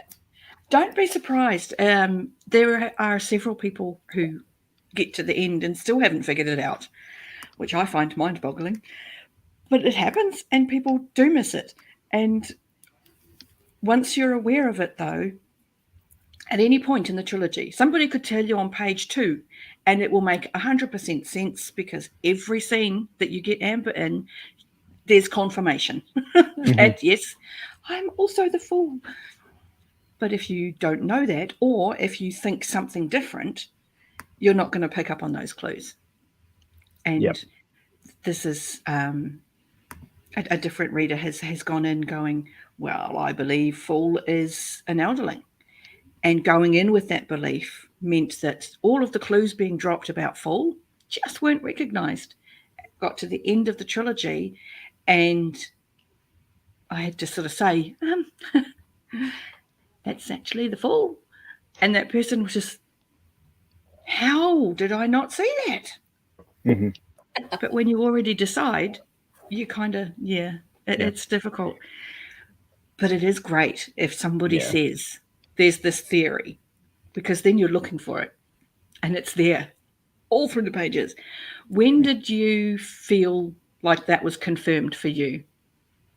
What was the moment that you're like, because you said that it's dressing as a boy and moving as a man.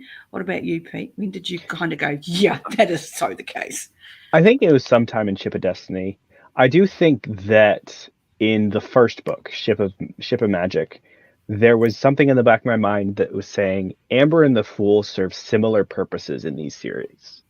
Yeah. Like just based on, and then I was like, oh, there's some interesting similarities because she works with wood, and then there was the puppeteer, and then she's also a mysterious prophet type of person. Like they were, the recognition of the similarities were definitely there from the very first book.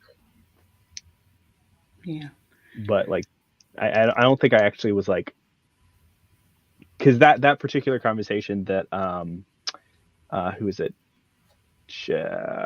Bridget mentioned in that comment of like the fool being questioned and the whole gender fluidity thing, that came back to mind. I think sometime at the end of Ship of Madship, and then sometime during the very last book. I can't remember exactly when. I was like,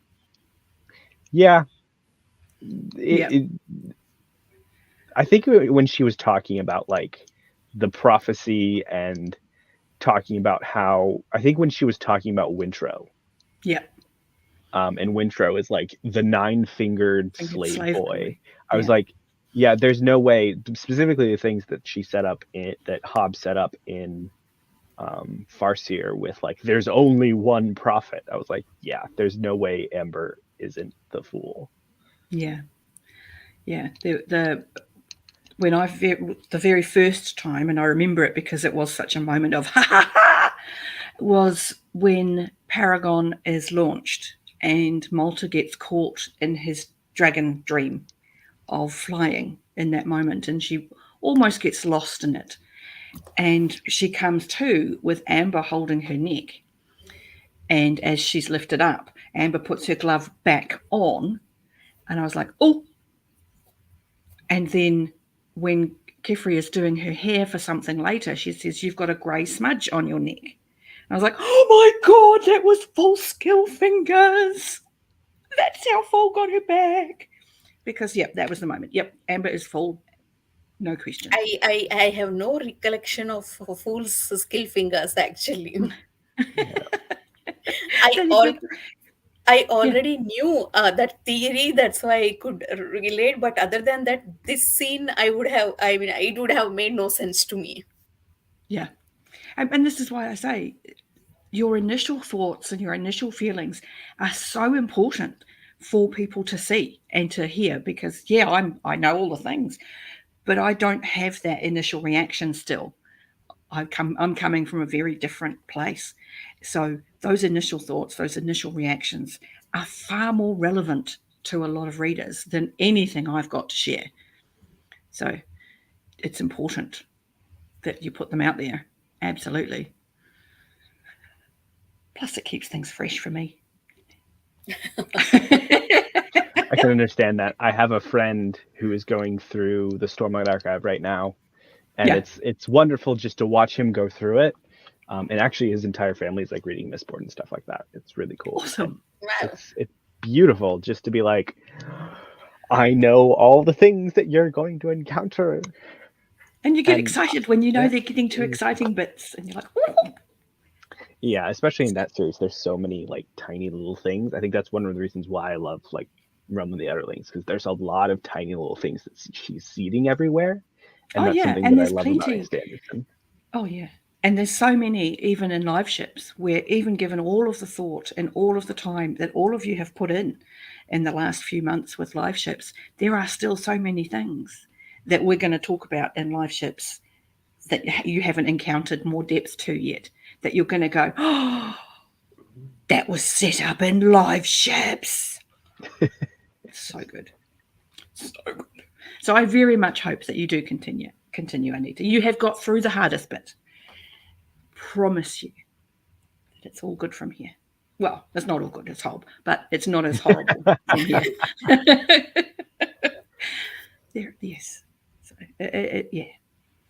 It does become a little less spiky than it has been. She goes back to soft bludgeoning as opposed to stabbing. So like an iron mace, but with some cloth wrapped around it. Yeah, just a little bit. And the occasional good thing. Mm-hmm. Occasionally But, hits you with a pillow. well, occasionally she sort of lets you lay down on pillows and gives you a peeled grape and go, see, wasn't that worth it? and you're going, yes, that was so worth it. Traumatise me again. Because we're all sick in the head for reading Hobb. So Can understand. yeah. That's how much we want those peeled grapes. Those moments that, yeah, there are some moments in the series to come that are so incredibly positive and so incredibly uplifting that all of the sobbing and emotion and hurt pays off. I really hope so, because right now, I mean, my Yeah, I heart do. is broken. I don't know, No, perhaps if it's going to quite pay off that much, but it will pay off some. Because I certainly felt it. There was certainly like, that was worth it. That was worth, the many books it took to get to that point. And cried like a baby for many, many, many, many, many, many times. Times, minutes, length, much. I agree with Chatty right here. Yes, This she has had entire very live many show, I just wanted to give virtual you a hugs hug, and Anita. very many. Thank We've you. all done our absolute best to give Anita as much support as we can, Mhm. because it is hard. Thank And you, guys. Actually, thank you feelings for are valid. understanding. Thank you, Pete, for silently bearing my rant. Yes. It's I go throughout my life trying to understand as much as possible. So Yep. That's listening actually an is what interesting I try to point, do. though, in that obviously, Anita, you have some very connected emotions to it, very triggered emotions to it. Clearly, this is not an experience that you've encountered, Pete. How did you find that as far as informing you of a traumatic situation from outside? Do you feel that they actually gave you information, or was it I think waffly? I think it did, especially there was quite a variety of reactions, right? And I actually, so I think sympathize is the right word here. I sympathize with Bratchen a little bit because I have been in a relationship with someone who was abused as a young child. And at the time I was in high school, I did not handle it well. I did not handle it in the way that I should have, because I did not Should? understand. I And don't I know, you think can use this, should. Too little. yeah, I should have understood better. And it's just like between now and before I read Life Ships, there was more understanding that I was like, okay, I could have processed this and dealt with this better in our relationship. And even now, there's just more. I have more data points. I have more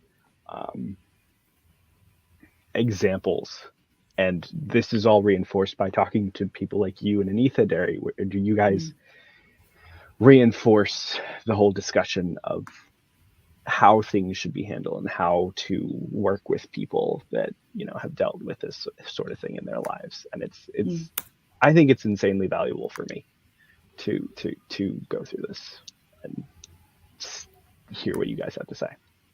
Because I genuinely do think that that's a lot of the objective of that portion of the story, is to inform and say, when this happens, these are the kind of things you're going to encounter. These are the emotions you're going to encounter. These are the reactions from other people you're going to encounter. Choose the ground you stand on wisely. And I think for that she did a really good job. But I'm sure you were, Evie. I need to mention this incident. After reading this book, actually, I was going through a lot of emotions. I was actually crushed emotionally. I was crying in random places. I need to talk about it. So I sent a Voxer message to Derry and why it bothered me and why it triggered me. She was completely shocked, you know, for what I said. She was like, "Oh my God, I did not know this happened. Why this bothered you?" That gave me actually kind of an insight of why it bothered me, why it did not, affect others the same. It kind of helped me to understand actually why your reactions are different, why you gave 5 stars. So thank you, Derry, for making me understand that. But thank you as well, because, as I said to you at the time, this is the most extreme reaction that I've encountered so far. And, I've sort of ushered a lot of people through the series. So it was really important to me to try and figure out how better to prepare people for something so potentially devastating, rather than something that's not just something that is triggering, something that is actually going to truly throw you off your tracks for a good couple of weeks. And that was really important, that I figured out how this had thrown you so badly, to help other people next time. And it's also why I was so very supportive that, yes, you do your rant, and yes, you say your reaction. Don't be like, oh God, no one else feels like this. I'm not going to share that. Share that, because you will not be the only person who feels that way. And you know how it goes. When somebody says to you, this is how I reacted, that's the same as you. It's incredibly validating, and it's important that people feel seen for having a totally normal reaction to something, because it's a normal reaction, just one outside my experience, because my cultural reactions, behaviors, understandings are different. It's important to acknowledge that. And so I'm really happy that you shared that with me. However awful that has been for you to go through, I do thank you for sharing that, and I thank you for being as honest about it as you have been. It's really important. So I appreciate that a lot. Okay, Yes. that's We all. Anything? really, Go ahead, Pete. I was going to say, we really appreciate you too, Derry, as our Hobb. I mean, I was almost heartbroken when Derry did not respond to me from last night. I was like, "Where is Derry? Where is Derry? Derry, I need it. I need him in the live show." I am so sorry. I got back into the city and my phone just went mental. I had so many notifications and things coming in as I got to Wi-Fi. I was like, I'm coming, I'm getting there as fast as I can. And I literally just flew through the door, put the kettle on, and made a cup of tea, sat down. Right, set everything up. That's so sweet. Thank you so much. We all need you here. But I love talking about it. You know that. And yeah, so I'm sorry I was late. I'm very And sorry to have been late. everyone in the chat, sorry for the delay in this live show. I understand most of you has finished last month itself, and you have been waiting from 1 month for this discussion to happen. So thank you for being patient, and I promise from next month I'll plan better and I'll organize better. And special thanks to Evie and Pete. I asked them in the last minute, just 2 hours or 1 hour before live show, and I mean, I realized Derry will not be able to join. I'll be alone in the live show, and that's when I was like, I need people, and I asked Evie and Pete. They stepped up and they got me through this discussion. Thank you so much. Thank you, Evie. Thank you, Pete. I love you, and Yep. thank you for understanding me. Thank you for understanding where I'm coming from, why it did not work for me. Thank you for being there for me. All right. So does this mean that we are going to continue then into Fool's Errand? Talking about the next live shows. Yeah. See, Yay! I needed to vent out my feelings. Yeah. So doing my review helped me a bit. I already started considering, Yep. but today, I mean, helped me a lot. I will Awesome. definitely get back to it. Yeah. Awesome. Fabulous. That makes me feel better. Oh, I already forgot to. I'm sorry. There are so many messages. Trigger me a lot having more on Yeah. parents. Yeah, yeah. And I genuinely think that was a lot of the reasoning as a writer for Hobb to put so much of that in there, because so much of it is there. So, yeah. Oh, quick question though, because not everybody will and not everybody has to, is people who are going forward into Tourneyman, if they are going to read the novella, The Willful Princess and the Piebald Prince. I am. Yes. I have to go order it real quick, like right now. And I say this, and to reassure anybody who hasn't got it or can't get it, it's not essential to the plot.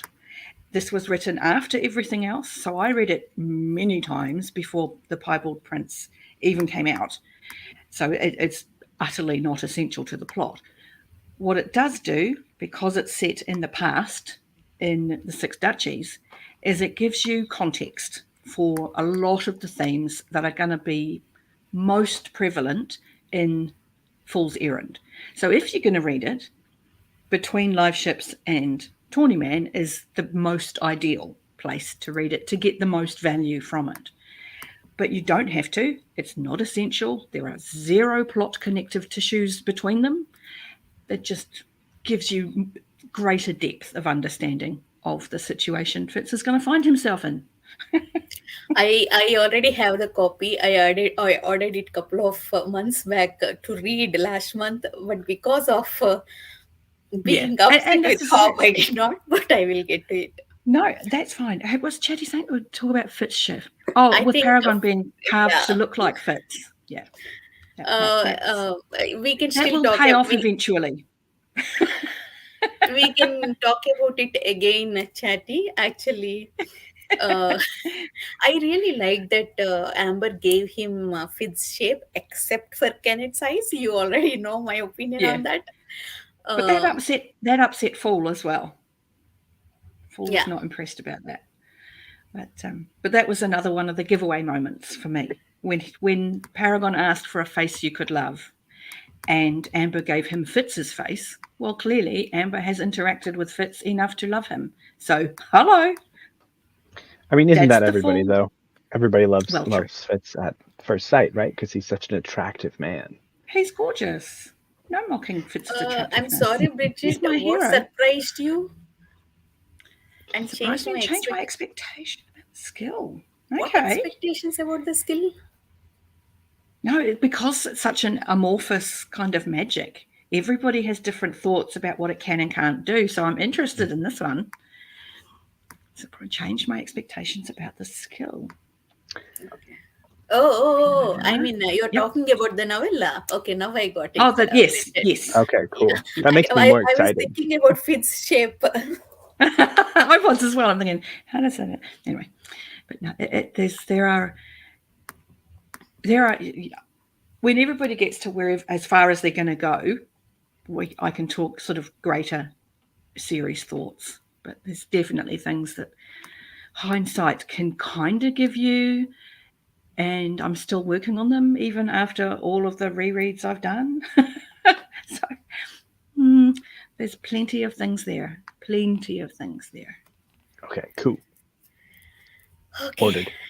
Anything else, Chat and Pete and Derry? Do you guys have anything to I'm add? good. I'm good. Okay, then I I think do we. actually have a question, I say that. What do you think this is going to mean for the live ships and the trader families who have live ships? I know I had a brief discussion about it with Pete on Foxer about the fact that will they be seen as individuals? You know, how is this going to change that dynamic in Bingtown? Have you had any thoughts about that? Lots. I think ships like I think it was already mentioned in the at the end of Ship of Destiny.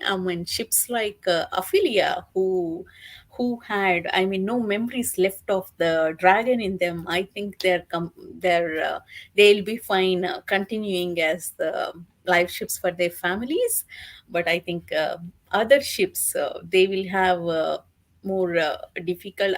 See, suppose for example, Vivacia is kind of adjusted with being part dragon and being some Westrid family memories. I think it completely depends on those ships whose memories will take over more, whose memories wins. For Vivacia, that she who remembers helped bringing Vivacia to the front. So for her, both memories are equally there. For Paragon, because of his trauma, he was able to mellow down those dragons and him to take over. So I think it depends on the individual ship whose memories will be more at the front end. um, I am not exactly sure what those ships. Maybe Tintaglia. Maybe they will be willing to help Tintaglia and Rainwell traders helping serpents. Not sure. Mm. To be honest, in my trauma, I did not think about it more.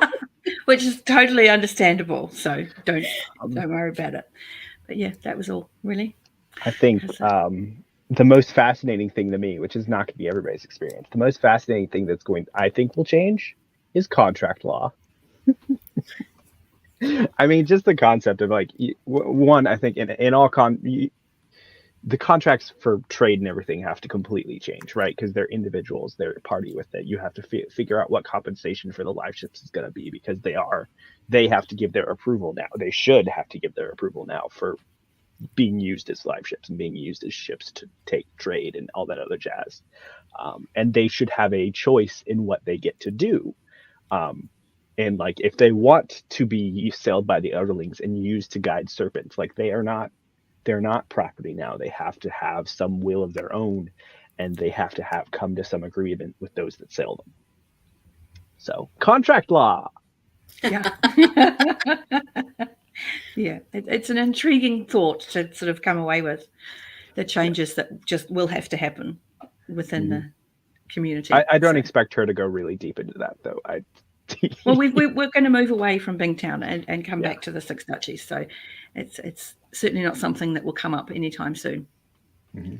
So, yeah. Exactly what Evie said: consent, autonomy, and then folding that into how the law treats them as individuals. Absolutely. Just like it. Yeah, exactly. Like they have a right. They have a right. As sad as it is, they have a right to die and be consumed back into everything else. Yeah, and to be brought back into the dragon cycle. But yes. Yeah. Anyway, this is 2 and a bit hours now for you guys, and I have very many people to get back to, because this is not the only show that I have didn't show up for. So I have apologies to make for many people. So yeah, I'm going to leave you. Okay, we'll end the broadcast. Thanks again, everyone, for joining. Bye. Have a good rest of your weekend. Yeah.